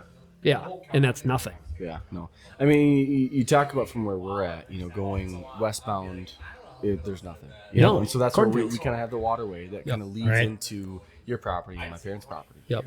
So it's a start, it's a gate, to a lot what's going around here. So we'll see. Still, so gotta see what's gonna happen. But you do have a pretty good farm out at your folks' place. Yeah. So, and you've killed a couple big ones. Yeah. For the last couple of years. It's didn't get one and last you passed. year. Well, no, you passed. You passed on Junior. I Good passed for on you. Junior, yeah. I have not seen him yet, so I don't know if he's That alive. was a tough decision. It was I was coming off Stud the of year a before. 3.5-year-old. Yeah, I was coming off the year before with getting that last one, and it was a solid deer. So I was like, what, I'm gonna pass this up and hopefully he comes better next year, and we'll see. Hopefully, Tell he's still around. about that hunt of your buck from 2 years ago. Oh man, it was wild. It was definitely my biggest buck ever. And sitting in the stands, not really sure what's around. We talked. Gun right? opener, wasn't it? Yeah. It was gun opener. The first day it was 8 a.m. So I've been out there for a couple hours, whatever it was. Yep. And hear the rustling, all of a sudden you start looking around. Okay, Where are you sitting again? So that was in the north side property in our rim acres. Gotcha. Yep. So I was in that covered blind there, and looking around, finally faced southbound, and there it was, just kind of hanging out, just kind of trotting along. What are you using again? Were you using that 20 gauge Savage? No, so that one I actually used the 12 gauge auto. The old Browning. The old Browning. Wow. Even better. That gun is a legendary gun. At 80 yards. That's a legend. That's the one that killed probably the biggest buck ever out of our section. Yeah, it was. Yeah. Same gun. Yeah. So that one was at 80 yards, no sights, just your iron sights. And Hard shot with the shotgun. Yeah. Dropped him, but then he got up and he walked away and had to go and finish her off, 15, 20 minutes later. But it was a fantastic hunt. It was good. No, I'm sorry. I'm thinking of the wrong deer. That was a deer Excuse the me, year before. big buck killer. That was a deer My before. butts mixed up. That was a deer before. No, that year, 2 years ago, He was yes. a muzzleloader buck. That wasn't was the muzzleloader. it? Okay. Yes. Nice. That was over in our western property. Yeah, because that was your biggest buck. Yes. Yep. Nope. Got him confused. Been too long. Remember, did you get a shoulder mount on that deer? Yes, I did. That's what I thought you did. Yeah, nice. Yeah, he was a really cool character, dude. He had a weird G2 on his one side, had like a knot in it. It's kind of cool. Yeah. But yeah, that was a stud. I mean, and like perspective too. I mean, we talk about it all the time of like, well, it looks like our cameras are gonna die again, but that's okay. But perspective wise, if we get 140 to 160, that's a stud. Yeah. Like that's a deer. That's- Like if we get a deer to be 4.5, 5.5, we're blessed to get a 6.5-year-old deer. Oh, yep. That's great, but that doesn't happen too often. Right. Well, there's so many people around here who just hunt to hunt, right? Yeah. And Yep. it's just, hey, kill Well, to there's kill. nothing wrong with that. No, of course not. But Yeah. at the end of the day, when you try to get some trophy deer out there, well, it takes discipline. Yeah. Yeah. Right. And 100%. there's not many people do, So Yep. that's where, hey, I felt, last year was a good year to see some deer that were around and passed on junior. Yep. That was a big deal. So hopefully they're still around. Gotta get a camera up on the farm, I know. Yep. I know. and you gotta get one up at your house. I know. Still got time to get a food pot. I got 600 pounds of winter rye right here. Let's till her up and toss her out. Good tomorrow. What are you doing? Hey. You got But no, it's exciting to have you on. I know we've talked about this for a while, and like we said, this is our third or fourth one in person now. So Yeah. I think this is the fourth time of making that comment. But it's we've also had a couple cocktails. So Yeah. It's deer camp. good night, it's deer camp. steer camp. Yep. So what are your plans? I know you have a very busy fall. New house. You are blessed from the Bungum genes of having the ability to just build anything with your eyes and hands. I did not inherit that gene. I couldn't build you a birdhouse, but you are blessed with that. So you've been hard at work getting the house ready. Yeah. Where are you guys at? So baby's due December 2nd, right? So we're on the time, Exciting. right? That's no matter what we got to be in. Bedrooms got to be ready, bathrooms got to be ready. But you're in a kitchens good gotta spot be ready. now. You guys. Yeah, right now all the walls are tore apart. All the drywall's off. It's crazy. Everything's ready to go. So right now we're putting in some electrical, putting some HVAC and plumbing, and hopefully in the next 3 to 6 weeks we're ready for some sheetrock. Sweet. Well, that's exciting. And you'll have to reach out to us for advice for getting brownie points to be able to get out and go hunt. Yeah. You got a busy fall. Yeah. No, yeah, we can make it all happen. So what is your plan though? And I know you've been in and out of bow hunting for a while, and due to be that you are just a busy man with work, and that seems to be a common trait. Like we were talking with Tanner about that earlier. What are your plans though? Because I know you're not going to miss gun opener, because that you never miss that. Yeah. What are your plans for opener? For which opener? For shotgun. Shotgun. Yeah. Well, hey, go out there and shoot a big buck. That's right. That's right. That's about it. That's the plan. Yeah. If you had to pick one stand out of the section or out of your place, one spot, where are you going to go? What day are you going to go in opening morning? Oh yeah, be out there opening mornings be the plan. Well, as of right now, where I saw Junior would be the south end of the property. Yeah. Kind of right next to that creek bend there, basically right next to the road. But where that kind of is, it's kind of the entrance and exit of our property towards the Grodell property. Yeah. So all those deer seem to move through there. So that's where I saw Junior. That's where actually Dylan saw the deer that I shot. My big deer in the other stand. That's where he saw that same deer. Forgot about that. So we've seen a lot of traffic in that same spot. Yeah. Which from the way it lays out, you probably wouldn't guess. It's got the waterway, it's got the pass, it's got all this, but it's right next to the road and it's right on the edge of our property. But they love to move through there. Well, it just shows you how far they've moved to. Perspective. Did that just die? Camera died. That's okay. We don't need it.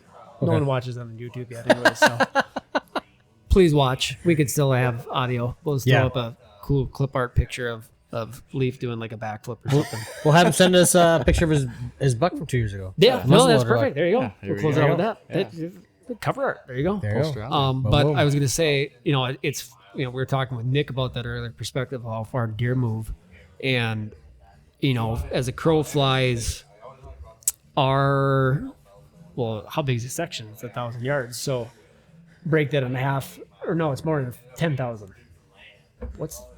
How many I have acres? no idea. It's 1,000 acres in the section.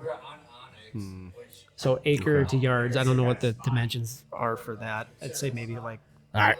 Past the point of doing math tonight. God, so. you sound right. You really sound right. Tanner. That's got to be right. We need Tanner here. Anyways, it's Tanner. probably. Tanner, how big is a section? Is it 1,000 acres? 600. 600. Okay. So how many yards would you say an acre is?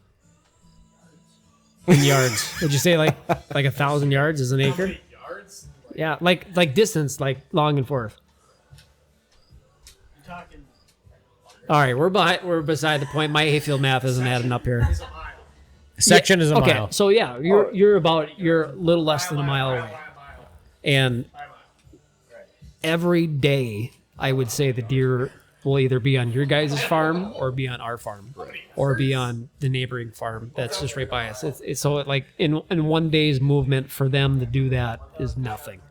Yeah. So that's what's interesting to me, because like gun season's fun because like what we're doing right now, and hopefully in the future's coming when you get some more time, you can get out and get back into bow hunting. But when it's come gun opening, gun opener for us, it's fun because we have our 4 people that hunt out here. Yep. You and your dad are hunting. Dylan, if he's home, he's hunting, and then we know Rudy that hunts too. So we all communicate and get to talk of what we're seeing. And you might have a great morning, we might have a horrible morning, we might have a better evening, you might have a better morning. Right. Goes back and forth. So that's kind of the fun thing about it, of where we're all kind of connected and together with it. So Yeah. Yeah. And that's what's fun about this whole Bungum section basically now. Yeah. And like it always kind of has been, right? Is that, because I can remember obviously growing up here as a kid, you couldn't even see, you can't see the house from the road now. Back then Wide you could. open. You could. And so like all the work that and think of all the work that Your dad did. Yep. You did. My Yep. did. Yep. I did. Well, think about the Exactly. think about the You sweat did. equity. You know, the time Right. they put in. Yeah. Right. You know, our dads put in. Yep. And as far as planting trees. Exactly. And Thousands. do- I mean, thousands of thousands trees. of trees. I mean, that's Every not even big an tree exaggeration. out here, right? Yeah. You know. You know, that's they put the time in because they knew what they wanted. They knew Yep. they wanted the coverage. I mean, not they only knew they pine wanted the trees, privacy. oak trees, Everything. plant birch trees. I mean, Well, I even look at the pine trees that we planted probably in what 9th, 10th grade. 7 feet tall. 8 Yeah, feet tall. they're doing great. I mean, I It's look cool. at the pines that you guys have for the tree rows by you guys and by us, and then the random. I mean, that's been the cool thing about our farm is we've had a very lucky nursery of pine trees. I don't know if that's from the church or if that's from the trees that we planted. I mean, we got thousands, Oh, yeah. but all of our trees that they planted 25 years ago are 20 plus feet high now.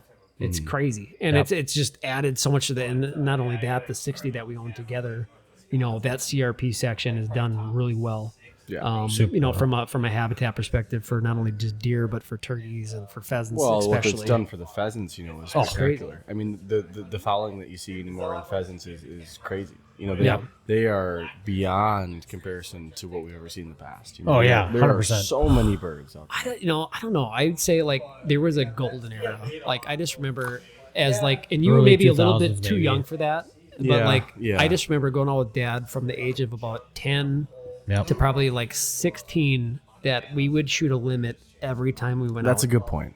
But then we had, I don't know if it was like a bad It was like back yeah, to back like winters, whatever it 2010s. was, and all of a sudden like Yeah. the pheasant population died. Died. But that's when Dad and your dad started raising pheasants. Yep. Right. And then after that, they started doing more habitat stuff. And then after that, it's like, I mean, look at where Not now too long we ago with slowly CRP. started to get back. And like now, like I mean, we'll go out, we can fill our limit when we want, you know. Yep. But it's kind of fun watching though. No, Still like yeah, shooting. the chicks Pheasants? out- Oh yeah, I mean like that's not the rabbit hole I was going to go down a little bit. Is like now the last 3 years, really, we've been doing a dedicated like pheasant hunt with everybody going to Yeah. here, going over to your guys' place, and some other local spots we got. But it's like, you know, I got into pheasant hunting late.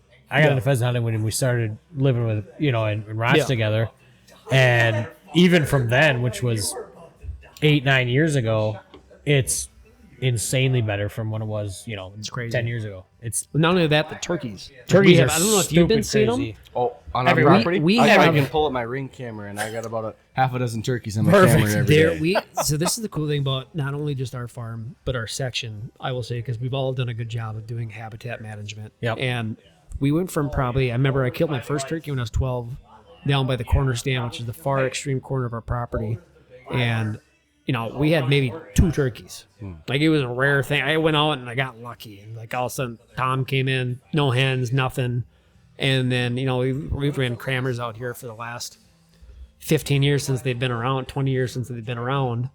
And I'm not kidding, in the last 5 years, it's all of a sudden like our turkey numbers, because like you go to Grove Dolls and there's hundreds. Oh, But here we'd have maybe 10 max. I mean, like, I'm not kidding you, we probably have 50 that are on the farm right now. yeah. It's wild. I mean, to the point where it's like, I mean, we were just sitting in the stand I today. have to get a fall turkey tag. I know, we're sitting in the Yeah. stand today filming B-roll, and we had 5 Turkeys hens that everywhere. were Yep. going back and forth, and it's just like, wow, it's cool to see, Yep. Yeah. No, it's changed completely from whatever it used to be. It was not even close to where it's at. Yeah. Yeah. Yeah. No, and Fruits I'm of the excited. labor, I got an right? opportunity. Yeah, exactly. Yeah. I got an opportunity too with obviously our neighboring farmer, Rob. He's in between our properties, but now I just purchased my property. That's right in between his other property. Yep. So some opportunity to hunt some of his slough there. Yep. So That's a good one, too. More and more places to see. Well, if you we got a can- good dog, too. Yeah. Well, nah. Well, I know. As of Sorry. yesterday, his ACL is not looking so good. Oh no. Yeah. Oh. but He'll be good next fall. Yeah, next fall. Yeah. Next fall. Yeah. Put him on the IR. Dang. Yeah, he's on the IR this year. It's okay. He's on the He'll be commission back. list, right? Now. Yeah. Ouch. Shoot. Darn. Well, Luke's got a good dog, so Rogan's got to get out and go kill some birds. Yeah. He'll do it. He's ready. That's crazy. good, man. That's It's crazy. here. We're here. We're here. It's hunting season. Just Hunt like season, it- boys. Telling you, man. All you got just Yep. get out, Summer get out with your flew bow. by. I know. Now you got your spot. You get one of those little, block targets, and just Hey, Right out there's, your door, there's hope. just Yeah, whack. there's hope. You never know. You never Yeah. know. Yep. Just if I actually get a moment to breathe. Moment to breathe. Yeah. Well, Well, you with a got kid you, coming, it might be. you have bigger priorities. Yeah. Yeah. The moments seem to get smaller. No, but this And gets then me they get really big, this right? gets me excited though for this. I would be November 9th.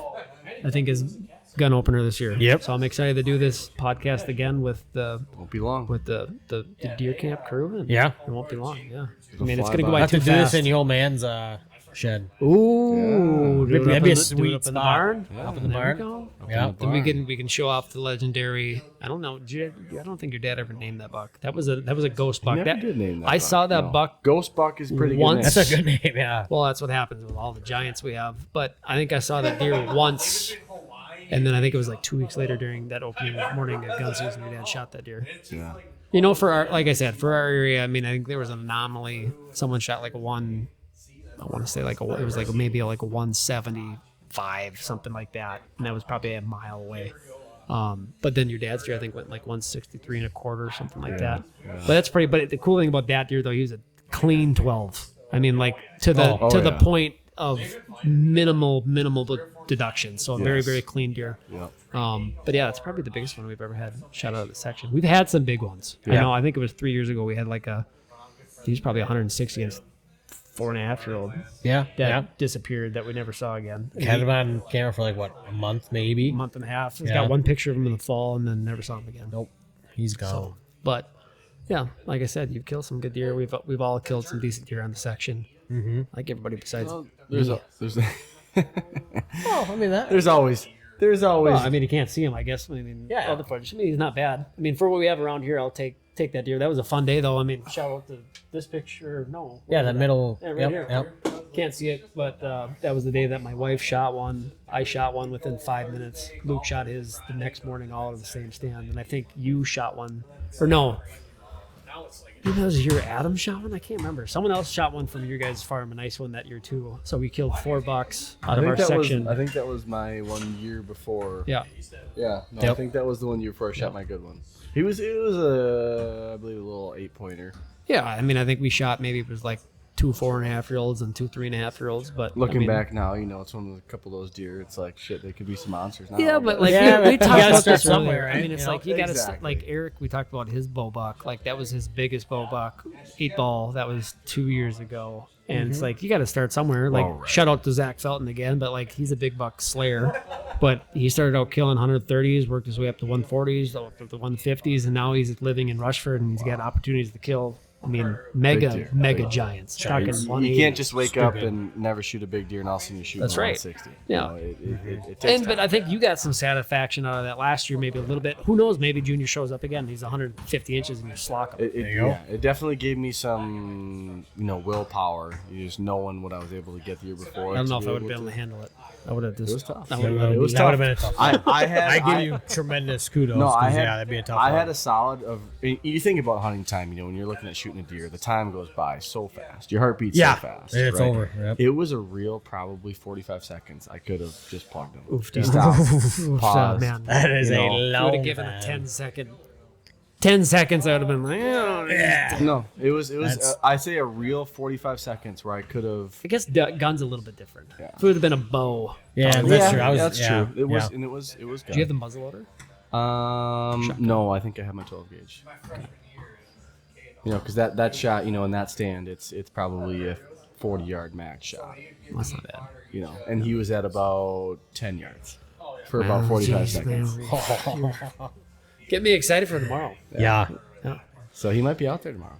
Might. You know. I hope. I have great. not seen him. There is one buck that does look like him that's a half rack this year, but the racks don't match up, so I just don't think that's possibly him since he was a clean 10 last year. That probably should be about 145 this year, I would say. Yeah. 'Cause he's about 130 last year. But, yeah. So, I don't know. It's interesting. We don't have, I thought we would have had a lot more, but it's only early. it's September 14th, 13th.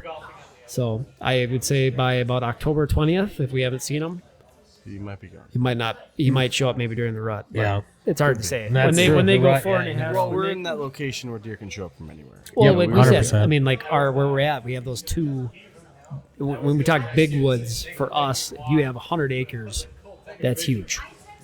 You look at some of the two really big ones, they're probably 300 plus that are only 2 miles, 2.5 miles away from us. So like we do get a trickle effect. Like the deer that your dad killed, I think was potentially a trickle effect, but maybe not. I mean, could have just followed. Could have been an anomaly. Yeah. You know, like no problem for them to do that. But sweet. Well, I think this is a good spot to wrap her up. Cut her and come back at it tomorrow after Get we back get some at does it. on the And ground. hopefully we can shoot some. And Leif, good luck to you this fall when you get Yeah, out, absolutely. and good luck with the house. And Hey, let's cut up some deer, boys. Yeah. put up some deer. That's right. And If not, congrats on the we'll, baby, man. Let's That's get that big hunting news. meat. Thank you. Yeah. if not, we'll go golf. Not Yep. that bad. Hey, I need to swing some clubs. I haven't had time for that either. So Win-win. Win. It's a classic Michael Scott. That's right. Win-win-win. But Win. thank you guys so much for listening, and see you next time. Peace out. See you. Done. Good stuff. Well, guys, welcome back to the Wild Faith Podcast. This is part 2 of the episode here, and we are 1 day into the Minnesota bow hunting season. Yeah, officially 1 full day in. One full day. It's here. And we're going to go live every day for till the end of the season. Yeah, Evan's going to go live every day by himself. I'll pop in as I can. No. But no, we had a fun beginning part of the episode. We did roundtable with everybody that was here for deer camp, and we're at the part 2 series here, and we got another special guest. We have Jake Siemers. We have name dropped him multiple times on multiple episodes, but we have him in the flesh here today. We were too lazy to put up a camera, so you'll have to just imagine our beautiful faces. But Jake, how are you doing today? Good. I'm glad you don't have the camera up, looking like a hillbilly working on the tractor all day. So I'm doing good. I'm glad to be here. It's a good night. It was a good night, right? It was a great night. It was, this morning was... Not the best hunting weather, though. No. Across the day, yeah. I mean, it was almost 80 degrees and no wind. It was rough. Yeah, it was one of those moments of where, we could do this debate, and I know we've done with other people, but are you a milkweed guy or are you a puffer guy? And I love milkweed because it will literally tell you where your scent trail is going. Dropping to a on T. the ground, yeah. And when you have zero wind, it is interesting. Yeah, I mean, you look at your weather app or website, and it's today was a southeast wind, but when we got into the tree today, there was no wind. So that's where that milkweed comes into play, Dead where you quiet. can drop it and you can see. It may say southeast, and you're like, "Oh, this is a good stand," but it's actually maybe potentially going the opposite way with thermals or whatever, and you'd be like, "Oh, this is the worst stand I could have sat in today." Yeah. Well, and we've also been in a substantial drought. So the stand that I picked tonight, normally has a very, I shouldn't say big, but like a decent sized creek. Yeah. And water running. enough to in the evening, your thermals are going to pull down Right to the into creek. And we got maybe a little bit late tonight. And then sitting in the stand, you're Sturgis good. just talked about it, and you're just like, yep, I get down and move to a different stand. I'm thinking about it. I'm like, well, it's 5:30, and the deer are probably going to start moving soon. Yep. I'm like, I am stuck. I'm just going to have to let it ride. And Yeah. you did too. I mean, I think you were in a. I was in an okay spot, but it was If you would have Picking the if you would lesser have of had two the right, evils. if you would have had wind, it would have been money. yeah, it'd been fine. Right. Yeah. And I mean, we can segue into that. So, I sat the northeast corner of the church field, and we had a southeast wind, and it's blowing across. So, where they're coming out of from bedding to feed, if there was wind, it would have been perfect. And I'm kind of sitting there, like you said, we got in about 5:30, probably 6:30.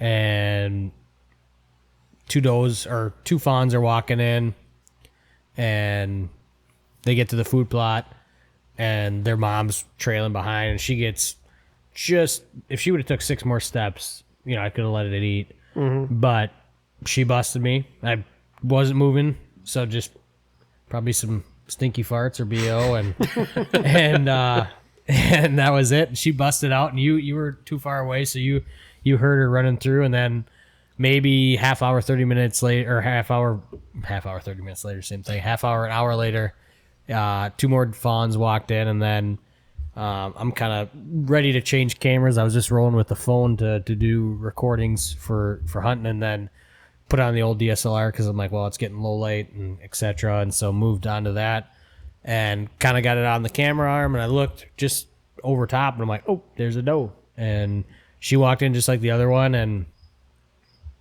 she kept coming, which was good, and let her eat at 15 yards, and she maybe ran 40, 50 more yards, and If that. Wasn't far. No.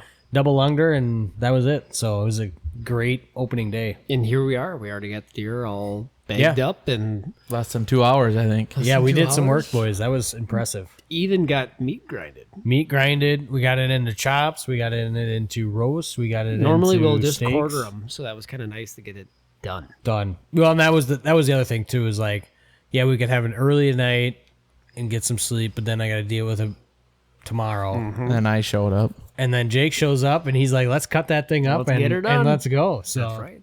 but no, I mean that's a perfect segue. Let's Jake, I know you've listened along, and we've all been friends here for what, A long time. kindergarten, first grade. Well, so we're old now. we're old. Yeah, 32. I'm 32. Yeah, 31. So It's crazy. kind of just give us a quick little segue into how you kind of got into hunting and why you still hunt. Well, you're looking at him right there. Yeah. I started hanging out with Evan in kindergarten, first grade. Yep. And David and Evan always bow hunting. I'm like, I don't know if that's something I want to do. And Evan knows the story probably better than I do because I was way hyped up. I was with him when he shot his story. first. Was it your first deer with a bow, right? First deer With a bow, wasn't it? first deer with the bow because I shot. I'm pretty sure it was your first deer with a bow. No, I think it was my first deer ever. No, you shot one with a gun Well, the we year shot. before. Oh, yeah. We both that's got right. bucks. That's right. Both Yeah, got yep. bucks the year before. Yep. And I remember after school, I think I rolled the bus. Mm-hmm. Like, hey, let's go bow hunting Saturday morning. I'm like, I didn't have any camel. David's like, I got some old, I don't know if it was your grandpa's army camel. I'm like, yeah, it fits. Let's go. We went out. I think you know it better. I thought I was so wound up. I'm like, that buck come in. I'm like, shoot. And he's like, would you be quiet? Shut up. I'm like, just shoot. I'm used to a gun, Yeah. I don't know nothing Let about it a eat, bow. yep. And before that, I'm like, I don't know if I want to bow hunt. And as soon as I saw that arrow go, I'm like, I'm in. I'm in. Yeah. I'm in. Yeah. So yeah, I mean, between him and my uncle Butch and Tanner, and then I think Evan, you've met them before too. My cousins Jamie and Brandon. That's my dad. I mean, I love my dad, but he wasn't much of a hunter. Yep. He was a gearhead. I mean, Yeah. You're right. wrenched. I raced for a while in high school. That's what he did, and he was not a hunter. But because of these guys out here and some relatives, that's kind of how I got into it, especially bow hunting. For Sure. sure. That's been the fun thing with the farm. That's go back to the old man's dream of what he wanted to have out here. Of how I look at both of you guys really where it's shaped how you guys are a little bit today. I think. Oh, absolutely. Of where you guys love to hunt now, and like you got to cut your teeth and enjoy Absolutely. hunting and figuring it out. And I look at it like this. That's the funny thing going all the way back then. I think we honestly had maybe like 3 stands on the property. And we Yeah, because have- I think I remember hanging a few with you and you your weren't dad. even in the on that day. You weren't even in the stand. You were in the crotch above the stand, sitting like a monkey in the tree. I didn't give Good a old crap. days. Just sitting there. I'm just like, going, whatever, let's "Oh, go." Shoot. Because I hunted the year before, and Yeah. it Yep. was at where my parents are now. My grandpa. Well, we went to hunter safety class. Yes, together. Eagle Bluff. Yep. Eagle Bluff. Shout out to them. That was a But fun time. yeah, absolutely. I think that's still going. Yeah. Yep. But my first deer was in a grove where my grandpa on his land he farmed for 100 years, and I remember him walking me out there, and I got lucky and shot. Coming here it was like almost like whitetail TV. You know what I mean? Yeah. Yeah. And just like with the camel, I just had orange at the time. Mm-hmm. I didn't freaking know. Didn't need wind camo, yeah. too. Yep. You and your dad tell me about wind and thermals and stuff. I don't know. My grandpa just told me to go sit down next to a tree. Well, I think I look at that. I mean, even where my dad was at that time, they didn't know any of that stuff. We didn't know what we were doing. The funny thing about that hunt is that we didn't have rangefinders. No, I think that was a 40-yard shot. Oh, it was longer. I think 'cause than I that. remember your dad being like, "Hey, that's good, you got that thing, but that you probably shouldn't have shot." I think- yeah. But you know what? We got it. Got the it on. corner of the property to where that is. I think it's like 56, 57. But no rangefinders. got really lucky, hit it in the throat, and It was so funny. Him and I were so wound up. I'm sure you've heard the story. Oh, yeah. But we run down the slough and we're like, oh crap, we can't find it. Ran back to the house. Lisa's like, well, I'll text David. And I think he texted your mom and said, well, just stay there. And we ran back out there. Yeah. And I think I found blood on a leaf. I'm like, oh my God, look at this. And then all of a sudden, it literally it's went here. like 15 yards. Yeah. We were so hyped up. We ran right by that damn for thing. sure. Yep. No, it was it was fun, and I mean, you got the experience quite a few things. But I don't. Have you ever No, shot a deer? shot a though? deer out here, Well, no. well, you got to make it happen. I know. This is Come the on, year. man. I think I've missed for sure one, maybe two. Because you guys would always give me the best shot at the time, the church stand. Do you still have the money. church stand? Yep. Yeah. That's where. Cole killed the biggest deer on the farm. Yeah. And at that time, I think the far end of the farm, it wasn't often, but you guys would kind of see the big ones out there. But I didn't care at the time. I was on shoot a freaking deer with my bow. Yep. So I was always on church. I saw a lot of deer. I think, like I said, I've sure missed one, maybe two, and I don't know. It just never happened. But yeah, we do. Like I told you guys, or I was texting with Evan earlier this week. I'm like, hey, I'm stubborn. I don't like hunting in the heat, and God bless you guys. You guys do. Yeah. I don't like doing It's like it. Christmas. I mean, I've hunted a few openers, but It's tough because like you said, it's like Christmas. Yeah. We've been waiting all summer, all year for it. It comes and it's 84 degrees, and you're like, I'm not doing there's this. swatting the mosquitoes. Oh yeah. I mean, if I would have had I had gloves and a face mask, and I almost never wear that out in the stand. But if I wouldn't have had that today, I don't those mosquitoes like half hour need before to buy new true gloves. sundown. It was brutal. I think there's a couple of ways to look at it though. Like, it's a little bit different because we wanted to, talk about like the farm. We wanted to create this place, especially like after Dad passed, because that's what he wanted was for us to enjoy it, for Absolutely. your guys' kids to enjoy it, and for my kids, and for Cole's kids, and for the generations to come. Absolutely. As we continue to build this farm out and getting it more accessible for younger, like I took my daughter out today. It was awesome. We only went for an hour, but This we is a good time saw for deer. kids. It's warm, you don't Yeah. freeze your butt off. Yep. But I look at it where it's like you can look at it a couple ways. You could do it what we decided to do, and this is a great time to go shoot does. So we're like, Absolutely. we're gonna have a doe camp. Yep. Who cares if it's 85 degrees? I mean, but also flip side, look at like Zach. We were talking to him on the phone tonight. He had one buck that he wanted to kill. He's been daylighting the last 2 weeks. It's like, what a prime opportunity to go kill him. Yeah. Yep. He's a better man than me. I would have shot it.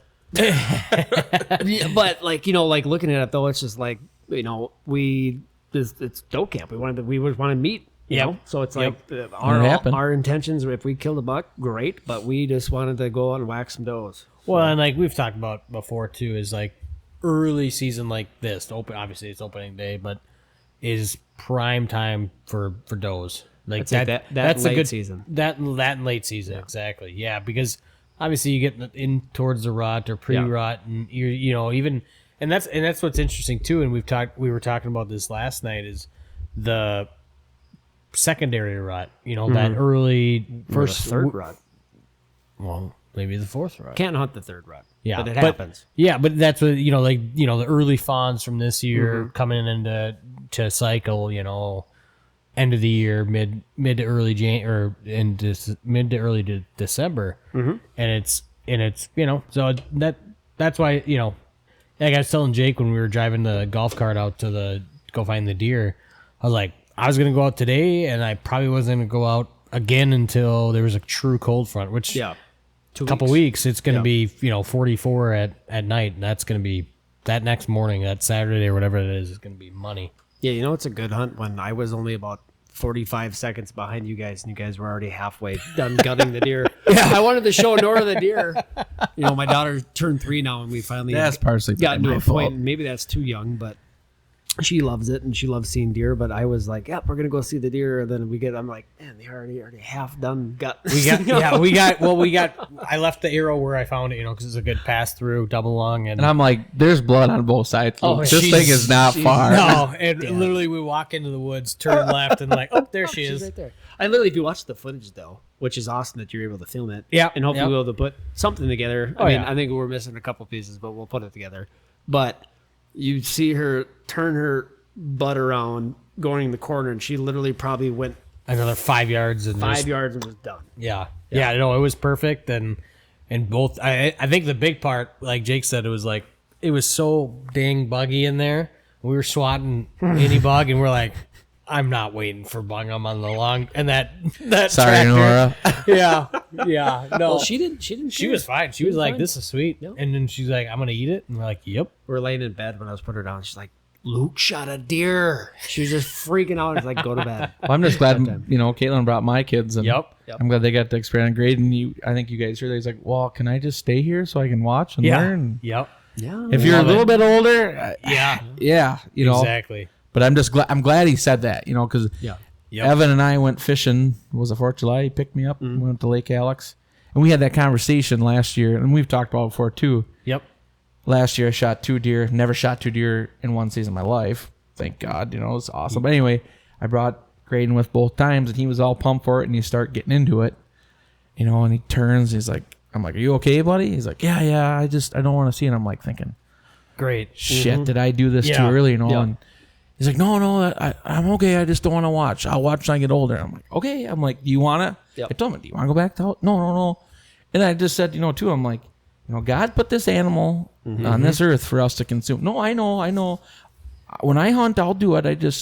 We talked about that on the boat. I'm like, God, I hope I didn't ruin it. But tonight was a prime example. He was right there. He was watching. like, where's the knife? Yeah. Yeah. And if his mother wasn't here, I'd been like, you screw go. it. Yep. That's kind of how sometimes I parent, like fart. I won't say, but fart around, find out kind of Yeah. thing. Let's do it. Yeah. You don't know. It's. I mean, like we're learning too. I mean, I think of the stuff that when we were growing up as kids, like you got thrown into the fire. It was like, here you go. yeah. Your This dad is- was this- awesome for it. here's Like, a let's knife, figure it out. Figure it it out. out.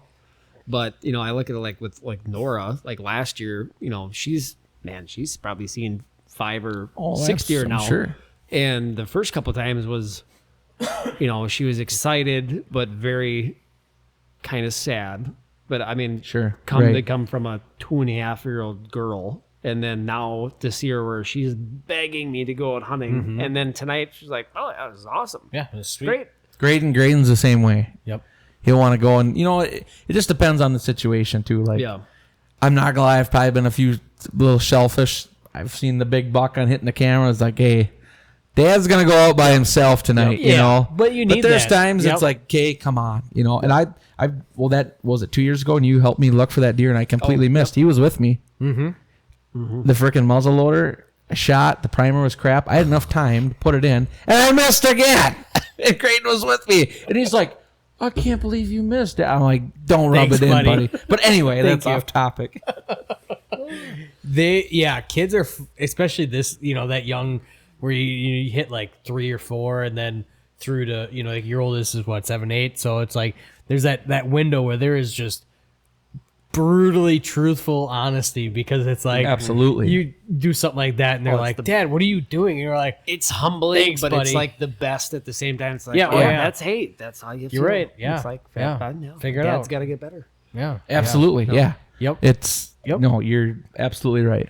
What I think what's so cool now is, like I said earlier, we've known each other for forever, all 3 of us here, and to be able, like tonight, like your daughter came out and was just like, this is sweet, and then your kids and your wife came out, and your mom came out, and I haven't seen your mom in years, Long time, I suppose. and it's like, I've probably seen your mom more than you've seen mine. for sure, I run into her town, Yeah. I mean, it don't matter, but yeah, but it's just cool to be like, then that's what I'm getting at is like that's what for me is so rewarding with hunting, because it unites friends, it unites families, and it's like Circle life. it is. It's the circle of life. Yeah. Yeah. No, it's awesome, and what gets me excited, and I look at it like, we talk about this all the time. The farm is what the farm is.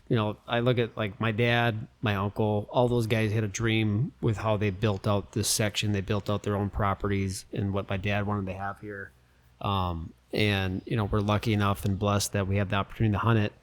And it's kind of funny because I look at it where, we always want to have, we always want to kill a giant buck. And Right, we've right. been blessed. We've had some really big ones that have been on the farm. We've killed some nice ones, but it's like, well, yeah, if you go southeast by 30 miles and you throw a couple of hills in there, and all of a sudden it's like, it's just Game changer. giant deer everywhere. But I look at it like where we're at, we're in southeastern Minnesota. We're country. We're in egg country. Prairie open. This is about as good as it gets for what we have. Very blessed to have the acreage that we have and have the woods that we have. But what gets me excited to continue to keep doing habitat work and building the farm to get it better and doing food plots and all this work is knowing that my daughter is going to be, she just turned 3, but she's going to be 4.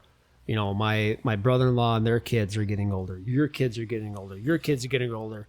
It's only a matter of time before they're the ones in the driver's seat. Absolutely. And it's like, hey, I cannot wait to take you out hunting. Like, you can have a gun or have a bow and go hunt. Like, let's go and have this place, where it's designed and set and up. it's fun to see already. They want to. Oh yeah. Yeah. So that's what motivates me and gets me excited because, those are the things that, it just, I'm hopefully sure they do the same thing with their kids, And I'm sure it's no different with putting the food plots in. With me, my wife grumbles a little bit. Why do you spend all that time? But guess what? This year, Graydon's always been out there. He's a boy, but my middle one, Allie, she was out there. She wants to be in the tractor. Learning. Yep. Yeah, you know what? It cost me a little bit of money, but boy, in the fall when the deer start showing up, and you've seen. I haven't shot them, but I've had some nice ones out there. In the end, your hard work, you see pays it. off. Yeah, you see it. Yeah. You know what I mean?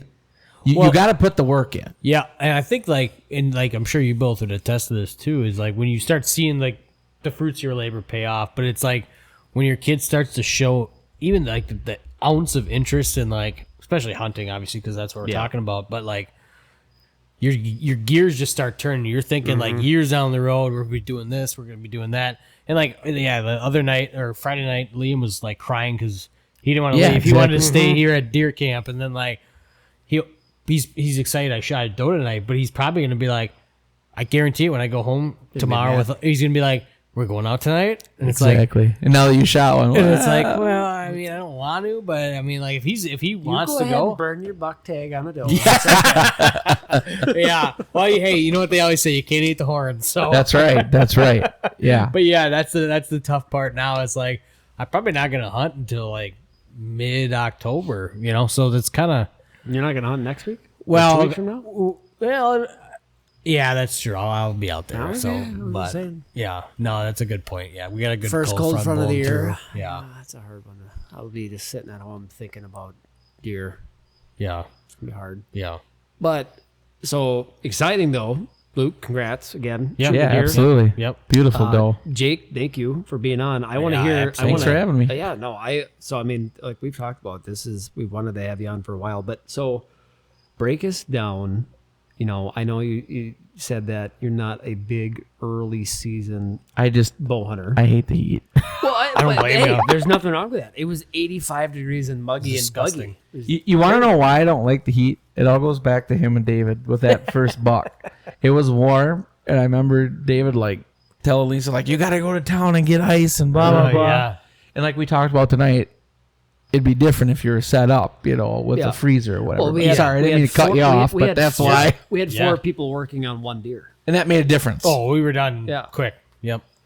But so looking at your fall, tell us what you put in for your food plots this year. Tell us about your plans for, obviously you got plans to bow hunt, you got plans to gun hunt, muzzleloader. Just kind of break down your season and what you've kind of done up to this point. Yeah, so like I said, I'm not big on early season, which whatever it is, what it is. But I farm a little bit and I like playing with that stuff, so that's why I get big into the food plot. So last year I had a little bit of soybeans and it went really well, and I noticed late into the year they really hammered the soybeans. So How big is your plot again? So I only own where I live is 8 acres along. You guys know an old railroad bed, which state of Minnesota has a scientific area. You can't hunt it. The Perfect U of M. sanctuary. It is. It's unbelievable. You guys. You guys know that. The U of M goes out there and does their studies on the flowers and the native grasses because they've been there since the beginning of time. Yeah. And nobody can hunt that. And guess what? The deer know that. Okay. So this year I did a lot of soybeans. I did some corn. We talked about it in a year. You guys had trouble. I had to replant. Yep. I think I sent you guys that video. I had literally had a river going through there. And it's so funny. It raged so bad. Just for the fun of it, I have soybeans still growing in my ditch. That's hilarious. I said, you know what? We're not going to mow these. I mow around them just to remind me, like, that's how bad the water was. Yeah. But anyway, corn, soybeans, lots of soybeans. I normally do a Barascus. This year I just didn't fit it in, but I did oats and alfalfa. Okay. I've always done oats. I've never done the alfalfa. Good cover crop. Yep. It's unreal. I put the camera out a month ago. I was late on the camera. They are hammering it. It's unreal. Well, Do you think it's the alfalfa? It's the alfalfa. Yeah, Alfalfa's for sure. a perennial too, isn't it? It'll keep coming back. Yep. Yeah. Yeah. And thanks to my cousin Tanner, shout out to him. He works for the co-op in Sterville. He deal. got me some high dollar stuff. Tanner, I want some alfalfa. Yeah. Please. This stuff you can spray with Roundup. It's Roundup resistant. I will, It's I will money. gladly take Nice. some alfalfa. If you guys need another guy too on a cast, he'd be a good one too. Perfect. But anyway, that's kind of what I have going on, and like I've talked about with you guys is I like hunting later anyway. Until the crops get out, I don't get touched very much. But as soon as stuff gets out and they start coming out of that scientific area, they're coming to You're the only food. food, yeah. I'm the only food. And So how big is your plot though? So I it's only probably 2 acres. Oh, it's still that's But 2 it's acres a out of buffet. It's a Yeah. buffet. It Yeah, might they be got 3, everything. Yeah. but it's all stacked there, and there is plenty there.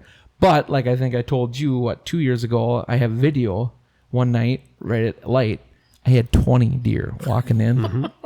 Love it. Well, I tell you what, when they do that for a week, you ain't got much of a plot, especially they with only hammer it. 2 acres. Yeah. But do you do you cage any of your stuff just to see what the actual No. browse potential is? I should. I was I gonna do never that have. this year. I never have.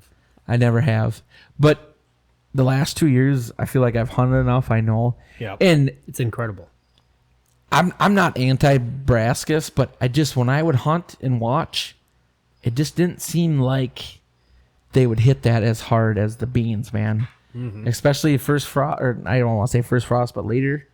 By the time the hunting season got done, you guys last year, all I had was stems left. It was unreal.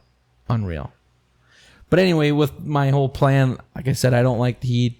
If it starts cooling down, let's say in the next week, yeah, I'll be out there. Oh, yeah. But it's usually, I like, they say October low, blah, blah, but that's when I like to get out. It's cooling down, but it ain't, Toby's butt cold. Yeah. Yeah.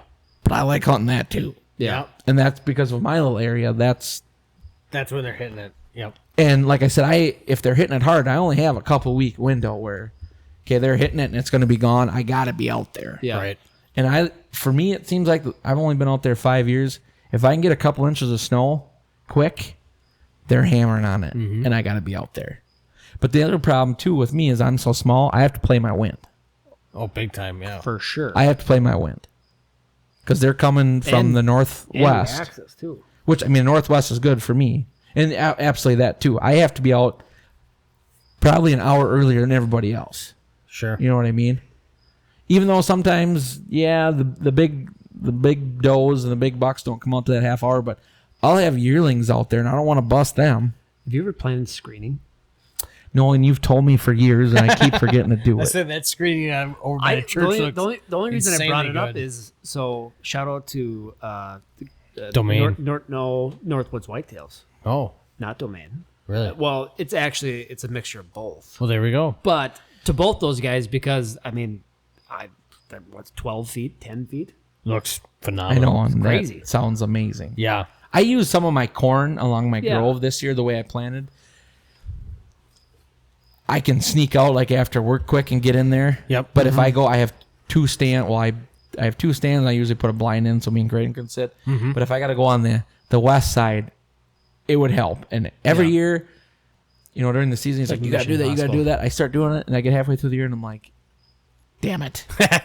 Evan, you got to like send a reminder on your phone. I do Yeah. that to people for Man, getting the hey, tags. dummy, put that put it screening in. Yeah. Yeah. Yeah, well, that stuff's crazy though. I planted that stuff. I think it was June, like 5th. Oh, it was that late. It was that late. Oh, I thought it'd be early.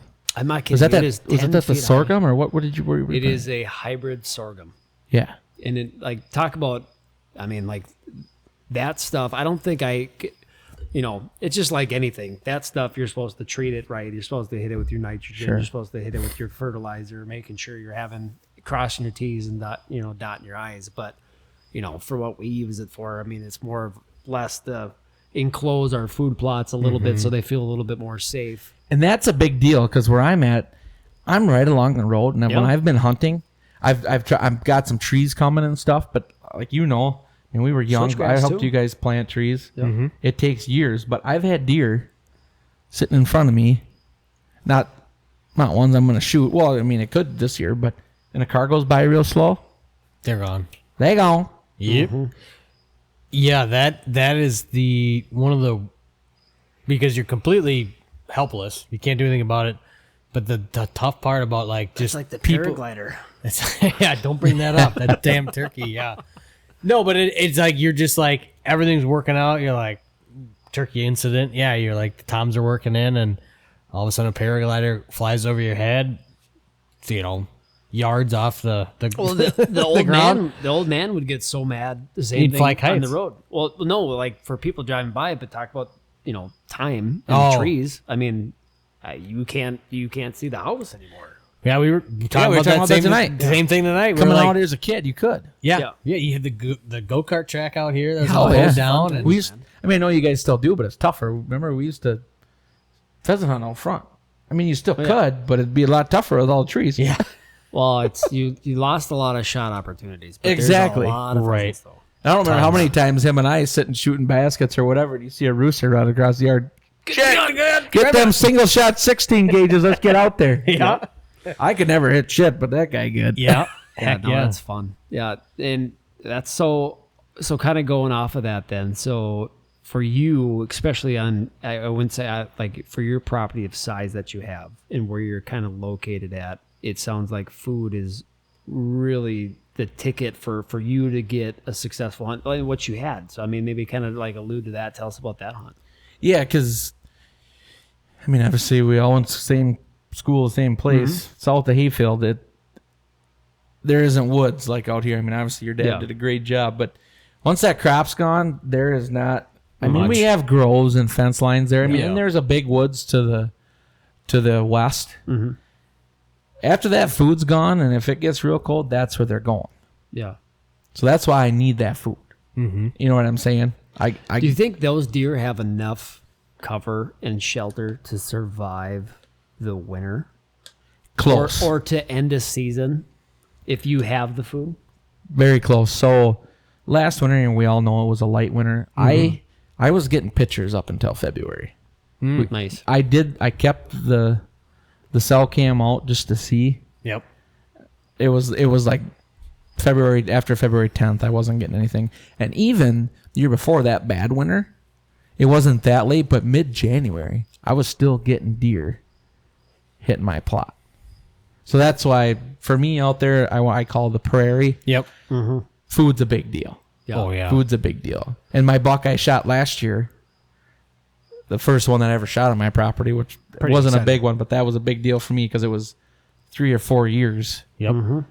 Put my heart and soul in. Right. It was actually emotional for me because, Luke, it was actually the night of your aunt's funeral. Oh, yeah. That was... Yeah, that's actually really funny. I mean, that's another rabbit hole, but... Yeah, but I shot a doe that day, too, so... That's interesting. We went to Michaela's funeral, and, I'm in the fire department in town. We were all dressed up, and a lot of the guys went from the fire department, went out to the Oaks and had some drinks. I'm like, you know what? I have the day off. The wind was right. I'm like, I think the good Lord... Need to get out. Yeah, I need some peace. I think the good Lord will be with me, and by God, it was. Yeah. That is... That... I don't know if you ever knew that or not, but I did. No, I didn't. And that's I said, it's not like it's eerie, but it's kind of that, where shot a doe that same night, and that was the exact same mindset I had. It was like, I need to just get away and get some peace. And you're like, I know we're all the same way. That's where you're closest with God. Oh, every day. Yeah. I mean, I go to church, but that's where I'm closest with God. Yeah, when I'm sitting in a tree, even tonight, it's just like your mind just almost goes, especially like, if it's sun up, sun down tonight. I was trying to just catch some B-roll with the camera, and it was like you're just watching the sun go down over the Ivunga, and just absolutely, you're just like, you take a minute and you're like, God, this is pretty good. Not I've much done is some getting- of my best praying in a tree stand. I'll tell you that. 1,000%. Yep. And it's like you just kind of just get that peace that just comes on, just overpowers you, and yeah, I mean that's whether it's up in a tree, side hills of South Dakota. I worked with a guy. He said the best sermons I've had is of the church in the woods and the water. Amen to that. I mean, you got to go to church. I love church. Yep. But No, yeah, I hear you. true. But yeah, that buck, it was an emotional night for me because of that. Yep. And I mean, we won't get into those details, but the week before, and I feel guilty. I wasn't at the call. We had an emotional call the week before. Yep. And I know we've talked about that. Yep. And then a couple days later, you're on steel. Yep. And the fire department were a tight knit group. I mean, your dad was on the fire department, Yep. Yep. And that went on, and I just, it was kind of like, hey, let's let loose tonight. And I'm like, you know what? No, I want to I go. need peace. I want to meet peace. I want to be with God. And the wind was right. I'm like, maybe I had a bigger buck on camera, but you know what? He was nice. I'm like, it's just something to put in you guys know, to put in all that time. Effort. Yep. I was out there hunting for 3 or 4 years. I'm like, I need to shoot something on my own property. And it's something to do that on your own property. I've hunted all sorts of properties. Yeah. For But sure. when you It's do yours. that, it's yours. It means way more. Yep. Yeah. No, I couldn't agree more with that. And did you shoot a doe out there too, or no? No. That's what I was gonna say. That's That's makes one of my the first one. I did a Euro mount. I got to figure out where it went on. It's in the garage right now. Nice. I missed, like you said, that night, Yep. a year or two ago, I missed that monster. I wish that sucker was on the wall. But it just goes to that whole thing. Like, you know what? I can't remember. I think there's a Army guy or Marine guy that wrote a book about embracing the suck. Yeah. That's what I've gotten into. Even when I started farming this year just a little bit, commodities are crap. You know what? If it was easy, everybody would do it. Yeah. Embrace the suck. That's why I tell Graydon too with wrestling. I know you guys played basketball. Well, Evan, you wrestle a little bit, I wrestled. but I get brownie points. For I'm that. like, it's not always going to be easy, dude. You gotta embrace the suck. You gotta keep going. Yep. No, I love that. You gotta have trust in the Lord, and you gotta keep going. Amen. You just said that the other day.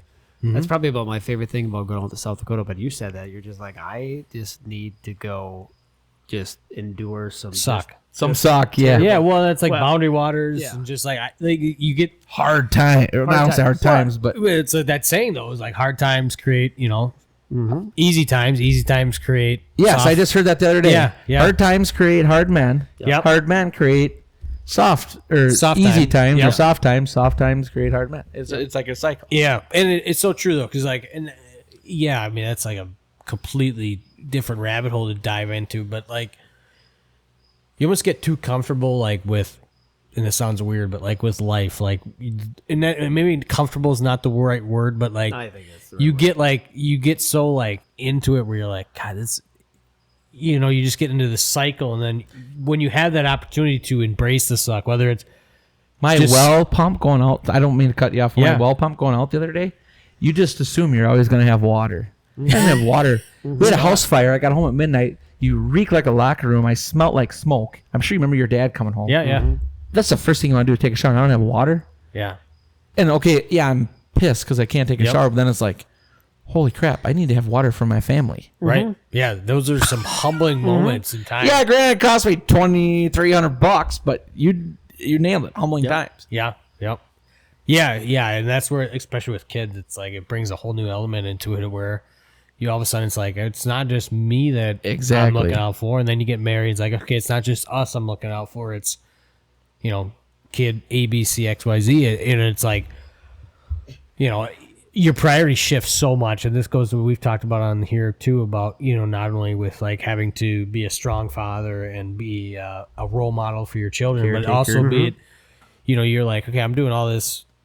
I really want to get out hunting because it's so good for me. It's that natural therapy that I get from God and Christ, just being out in nature. And it's like, yeah, but I want my kid to do that too. So I have to somehow, it's a weird steady mix. And that's where I was going to go to and ask you, Jake, with your oldest and talking about, like tonight where he wanted to be, he didn't want to leave. He was like, No, he did not want to. who's got a free knife? Let me get into this thing. And so like for you, like where does that, what's that switch that flips in your head, especially, with your kids is like, when does that switch flip as far as I want to hunt too for myself, but like now it's time to get them involved.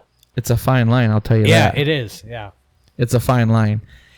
It's just, I think it's one of them things you just, I don't want to say you have to chart it out, but you gotta think it out. Yeah. You gotta think it out and say, okay, this, not necessarily this day, but you gotta know in your mind, like, okay, this day or coming up, I gotta spend some time with him in the woods. Yep. Or her, Yeah. And then there's, my wife has even told me that, like, just go. You need. They know. They understand. It's like you need that time. And it's hard for me because my wife's a big bow hunter too. Yeah. And it gets to the point where Fighting for it's time. almost an argument. You know what I'm saying? And, Who's going out today? Yeah. and she needs her time too because, there's no denying it. Kids, they gravitate to their mother. Yeah. You guys know that. Oh yeah. And maybe it's old school. Don't get me wrong. I love my kids. I'd take a bullet for my kids, but I'm the type of guy like, okay, I need to make sure there's food in the fridge. We have money, blah, blah, blah, blah. And I overlook, maybe the soft, comforting things. Sure. Not that I don't love them. Yeah. For sure. They, they gravitate to her for that. But anyway, going back to your question, I think you have to make the time for both of you. Mm-hmm. It's no different in a marriage. That's a whole different rabbit hole too. Yeah. But Yeah. you have to know, okay, this weekend, screw it. All right, bud, come with me. Let's go. Yep. You know what I mean? Let's go. There's been meeting nights for fire department. Like, I don't want to drag him along, but he asks about the fire department all the time. You know what? Come with. Screw it. Come with. And Yep. the guys love it. Oh yeah. Granted, does he hear some words you probably shouldn't? And I haven't done that, which reminds me, I haven't done that lately. I should just have him, come along. He Yep. loves washing the trucks, Right. Yep. being with the guys. And Yep. you grew up, good it's for a 'em. family. That's a whole nother rabbit hole. But anyway, I think you have to decide, or make the time. Yeah. You have to decide this weekend or this date, this is what we're doing. You have to stick with it. Yeah. Yeah. I think there's that act of being selfless too. Yeah, absolutely. I look at it, I I have a lot of hobbies. I love to hunt and fish. I love to golf, love to do everything. And it's been fun now with, I've only got one kid and Nora, she loves to do everything that dad wants to do.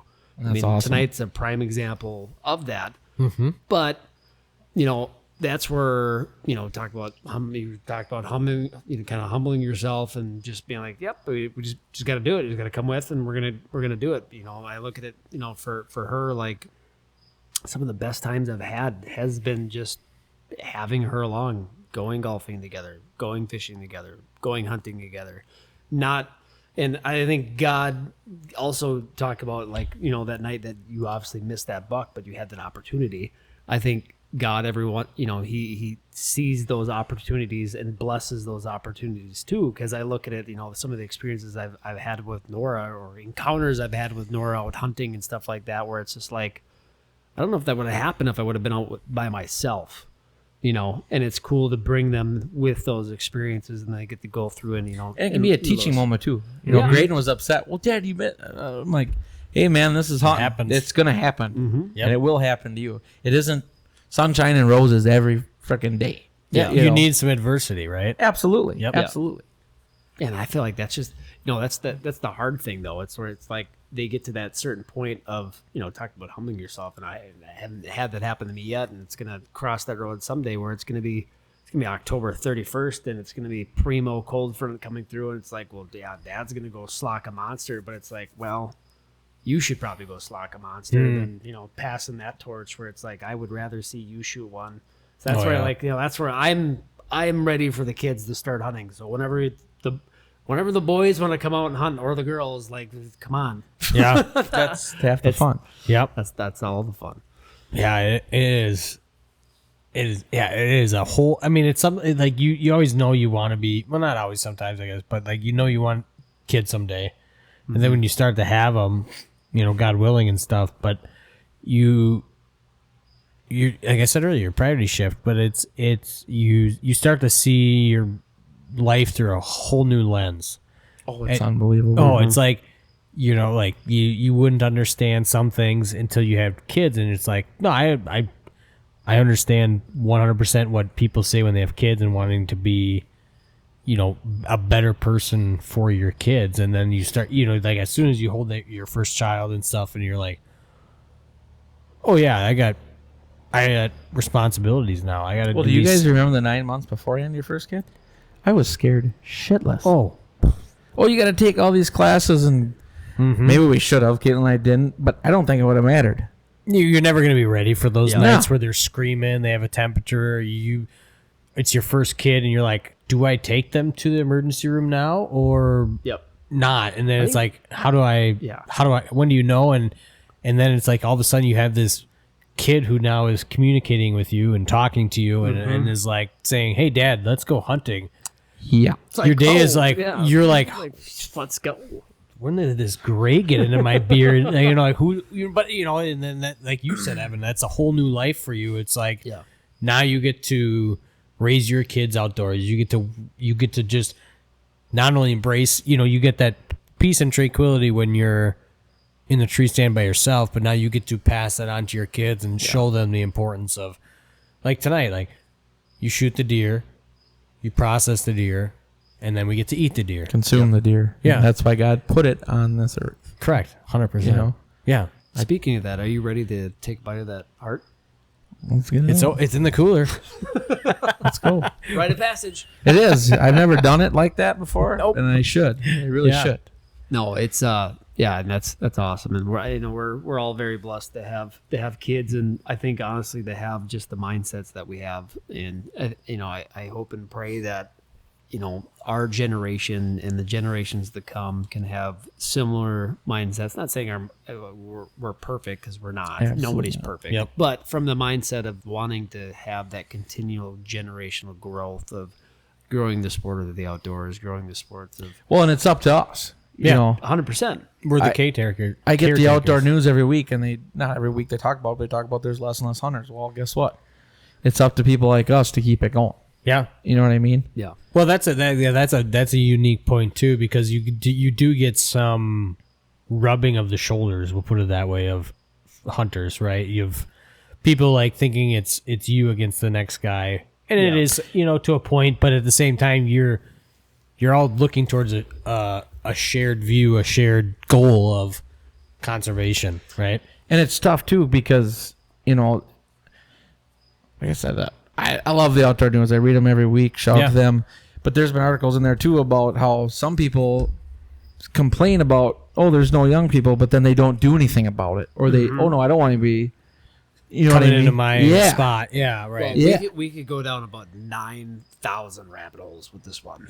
I'm sure. I'm sure. From the standpoint of, I look at it where it's like it's getting harder and harder to hunt. It is. From a perspective of, and like access. once again, like the access. Like very thankful that we have the farm. And Yeah, that we have right. Absolutely. Very thankful that you can raise your kids on your farm. Little 8 acres, but it's my little slice of paradise. That's Damn right. And I look at it like where we live up in Baxter, like we're blessed to have thousands and thousands of acres of public ground. And I look at it down here in southeast Minnesota where we grew up, Ain't much. there's not much. It's tough because it is what it is around here. It's farm country.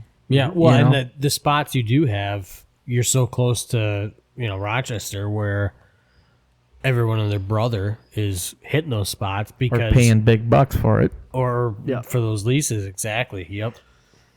Different times. It Yeah, different. it is. It is crazy, but yeah. Like that's you said, though, we got to keep growing it. The little ones. And The funny thing with that, though, and not to keep going on this, but it's just always makes me laugh, is that there's so many different sides to this. And like we said, we could go down so many different rabbit holes with all this, but it's like we're all on the same side. We all have the same end goal mission. It's like, why can't we just unify and like? Can't we be friends? Why can't we be friends? No, it's cool, but at the same time, like when you talk about like getting more people into the outdoors, it is a unique challenge that we're facing today, and like that's where the importance of getting your kids involved is so important, because look at, like, if your dad would have never got you into hunting, or me when I came over here. Well, that's what I'm saying, is like if he would have never got I into hunted, but not like I do now. right, but like if Evan, like, they were never into hunting, Evan wouldn't have gotten us in hunting. We wouldn't have gotten our kids into hunting. We wouldn't be doing this. Or podcast. even if he was and didn't right. want to share it. Yeah, well, that too. Yeah, even Hey, that's bring even a your better friends example. over here. Yeah, let's share. Yeah. you and your I dad could- are always open arms. Come out, you know, Absolutely, come out. yeah. I mean, I mean, could- there was days. Sorry, I keep cutting you off, but I remember the days I'd get off the bus Friday night and I wouldn't come home until Sunday night. My mom would be calling like, "You coming home?" Well, no, I don't want to. There's But deer yeah, here. I guess so. Yeah. Yeah. Sorry, I didn't mean to cut you off. No, you're good. I was just saying, like, you hit it right on the head with just having open arms. Obviously, there's asterisks with that of where it's, it's been like, for me, I look at it where it's like, yeah, kids are more than welcome. I mean, obviously, like Luke, you've put hundreds of hours into this farm, like more than welcome to come out. Jake, you've done the exact same thing. It was years ago, but Hey, always welcome. But water and trees with 5-gallon buckets, baby. but that's like one of those things where, like, I look at it for, obviously we don't own thousands of acres, but like, say you owned a ranch out west or whatever it be, and it's like, yeah, or hey, you're willing to come milk some cows for a couple Yeah, days a absolutely. week, like, yeah, for Come on out. sure. You've Yep. never hunted before, yeah, come figure it out. Like, Yep. great, it's all, that's what it's about. I mean, like, rather than just shunning people out. But yeah, sure. I totally get the perspective though of people that are like, yeah, you're not gonna come hunt my land. Like, some Right, random yeah. Joe's gonna If come out it's here and be your- like, yeah, I your want to little hunt them. slice Like, of heaven, yeah. no, you're not coming Yeah, home. yeah. It's for sure. Yeah, that's it. Well, yeah, we're just going down a lot of rabbit holes. Yeah. Well, we could close this out with our go-to quick-fire questions for That's a Jake. good one. oh, jeez. We'll put him on the spotlight here. You start. All right. I gotta think. Yeah. I'm gonna steal Old Faithful. Go to early morning gas station snack and drink. You're running on empty and you're like, I need something to get me going here. Well, I'm a quick trip guy, Well, yeah, dang right. so I'm going for a hot ham, egg and cheese sandwich. On the croissant or on the Either way, croissant, Biscuit. I don't care. okay. Croissant or just what's the other one they have, the bagel bun or whatever, Yep. and Quick Trip coffee. That's the only. Nice. That Shout out to Quick Trip. I Yeah. love Quick Trip Hey, coffee. you can we're getting a quick trip in Baxter. You guys can sponsor our podcast. that'd be perfect. Yeah. That's my go-to. That's a good go-to. a good one. That's if it's fighting fire all night long, and I gotta have to have my butt at work at 5:30. I'm running to Quick Trip for that to get going. Love it. Nice. You got one? Oh, you go through yours. I got plenty. Okay. All right. Are you waiting for talking bow hunting here? What is your alarm, your flash, like, I need to be in the woods? That first time, right? You know what I'm talking? And you kind of alluded to it a little bit earlier about, waiting till like the October lull. But First like, snow. what is that one significant weather indication, like, I need to be out in the woods? Oh, that cold front. Yeah. Cold front. That first one? If it was 45 degrees today, Be out. I'd be out there. Yeah. I told you, like I texted Evan earlier this week, I'm just stubborn. I don't like hunting in the heat. Maybe it's Yeah. because I'm obese and sweaty. I don't like hunting in the heat. But there's if it something was to that, though, 45 too. degrees, you bet I'd be out today. Yeah. I mean, there's something to that too, though. I feel like, from a perspective of you're a busy man. And Way like, too busy. But Fire when it comes department, down kids, to work. you need the, hey, if I have 7 days, I'm gonna hunt the 7 best days of the year. Oh, with the absolutely. 7 best cold fronts. Why wouldn't you do it that way? Absolutely. Like Yeah. I still find myself at times where, I mean, you could kill a deer at any time, where it's like, why am I sitting? It's 65 degrees in October. Like, I shouldn't Yeah. be sitting in a tree stand, but I am. Yeah. No, the busyness is a big deal. And like I told you guys earlier with the fire department, I'm 100% that. I've sat in a tree stand before. My phone goes off for an alarm. And it's like, and then it's a half mile down the road and I can see flames. I was running out of the field to get to the truck. And that's just a small town thing. Got to take care of your neighbors, but whatever. That's a different story. So I got 2 for you. So first one, are you going for bow hunting or are you going for gun hunting? If you had to pick What do you mean? from Minnesota. If I had to, Oh, you If had you had to only pick- if one? you only, get, Only only one? have one. oh, bow hunting all the way. Yeah. Love You got more time. Yeah. Okay. I mean, don't get me wrong. I don't want to blame you or anything, but for there's a lot of years there, I'm like, I am freaking bow hunting because I saw you shoot. We hunted for deer out here with bow and how many times did we play? What was it, William Tell and all that? Mm-hmm. And don't get me wrong, I'm a bow hunter through and through. But I got to the point like, you know what, I gotta get the gun out. But no, if I had to pick, I'm bow hunting all the way. Yeah. No, I'm the same way with that. I feel But like I said, there was a couple years there, I had gun opener, I'm out with my bow, and now it's like, well, geez, you got a chance to shoot. You get to a point where, and I haven't killed a buck for, it's been a while. I think it's been 3 years since I've killed a buck. Yeah. Oh no, that's my last one. like I think that's like 5 years. Yeah. But my brother-in-law Brady, that's what he is. I mean, God bless his heart. You guys gotta have him on sometime too. But he's hardcore, baby. Yep. He's all born. I'm like, hey, I was there at one time. You're a better man than me. But yeah, if I had to choose bow hunting, there's nothing better than gun opener. Yeah. You know. Yeah, but if I had to pick bow. Okay. Sorry, I keep going. So if you're going with bow, on a rabbit hole. okay, so going with that. So we talked about we will get it on the books sometime in the next couple of years for doing a Boundary Waters trip. And you've come to Pelican Lake with us a couple times, but now awesome, giving you the time that you could go out and do any hunt. You have unlimited time. You have unlimited funds. What are you going to go do? Are you going to stick around the Midwest and go bow hunting for whitetails? Are you going to go out to Alaska and kill moose? What is your bucket list hunt? And I don't think this is a question I've ever asked you because we've always just talked about killing whitetails. So do you have like a dream hunt that you'd like to go do? I've been to Alaska once with our good buddy Tyler Cruckling, so I'd have to say something in Alaska. Yeah. Okay. Obviously, I'd have to get in shape. But probably the moose. Nice. Yeah. The moose in Alaska. Listen to him talk about that, and Caitlin surprised me with that trip for our, she's gonna kill me, whatever anniversary it was, 5 or 6 years. But listen to him talk about up there, and Brady's gone up there. Have you gone up there too, hunting with the moose? Not yet. It's gonna But happen. Brady's gone up there, and just when I went up there, I mean, Alaska's awesome. Just a quick short story. When we were up there, sitting in a bar talking to a local, and he asked me what I did. I said, I work for Minnesota DOT. He's like, oh, do you plow snow? I said, yeah. He goes, oh, we're looking for plow drivers. Why don't you come up? I looked at my wife. She goes, no, we're not coming up here. We can visit. But, Stop talking to but that no, man. probably the moose in Alaska. Nice. That's probably. Yeah. I mean, I'm a whitetail hunter all through and through. Now, were you going moose with a bow or a gun? Ooh, the first time probably a gun, just Make sure. because if I had a choice. But Yeah.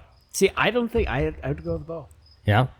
If I had to eat take soup, I would. Well, I guess you said if I had unlimited funds, right? yeah. So Yeah, then you okay, go probably there. a bow if I go again. That's But if it was like a one-time thing, It wins on a technicality. and Yeah. I went on technicality. But like I said, I'm a whitetail hunter through. I mean, I love turkey, and you guys are big turkey hunters. But with that, I'd have to pick deer. But anyway, sorry, I'm getting off again. No, that's a good one. well, that's a really good one, and I think it's a good one to end it on. And this is probably going to be outside 2 of- episodes, I think. Well, no, I mean, we can make it one. I'm saying outside of my mix-up of our last episode of not recording it 3.5 properly, hours. I think it was 4 hours. This might be our longest podcast ever. Yeah. Shut up. Yeah. Yeah. This will be like 2 hours. Well, you get 3 good old boys that have been friends forever. You'd sit and, Lots to talk about. we could sit and probably talk all night long. I mean, if we yeah, we wanted could to. roll this thing for 8 hours. We could go down a lot of Well, we said that's a whole nother rabbit hole, probably like 10 times. So we got 10 rabbit Oh, holes this to someday- dive got a lot into. of podcasts. Someday when you That's guys 10 need another podcasts. podcast, our next opener or whatever. But I just appreciate you guys. Appreciate letting me be on here. It's the first time. Appreciate I've you been on coming here. out and helping. I was mean, nervous thanks as for hell helping. coming out here. Like I said, I'm glad you didn't videotape it. Easy peasy. Hillbilly boy here. Yep.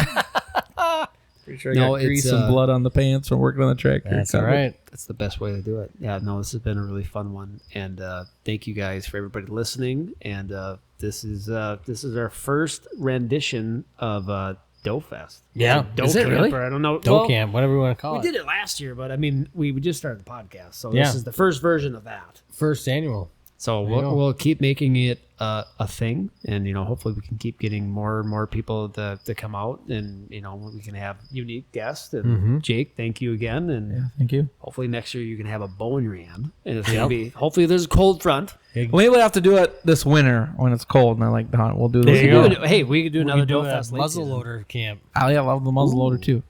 There you go. Well, I was going to say something that probably sounds kind of bad. So You're among friends. Let her rip. I was going to say smoke pole camp, but that might be a little. Well, yeah, smoke pole. Why not? Yeah, I guess that's the people listening to this know what you're I talking got about when you twisted say tongues smoke in my pole. mind. But anyways, moving forward, thank you guys so much for listening. This was a really, really great episode, and we look forward to hopefully being able to bring out some content for you. Like we said, kind of going to the beginning of the first part of the episode. As fall continues now, we're finally able to get out and produce and start shooting media, so we'll have a lot more content coming your ways. And also going with that too, we do have a lot of awesome apparel that is on the website, so please go check out And stickers. I love stickers. Just throwing it in there. yeah, I'm a sticker guy. Lots of stickers. lots of stickers. But go check out wildfaithpodcast.com. Go check out our apparel line, Wild Faith, and get yourself some swag. And we'll see you guys on the next episode. Jake, thank you again. Luke, Peace Thanks for out. having me. peace. Sweet. See you guys.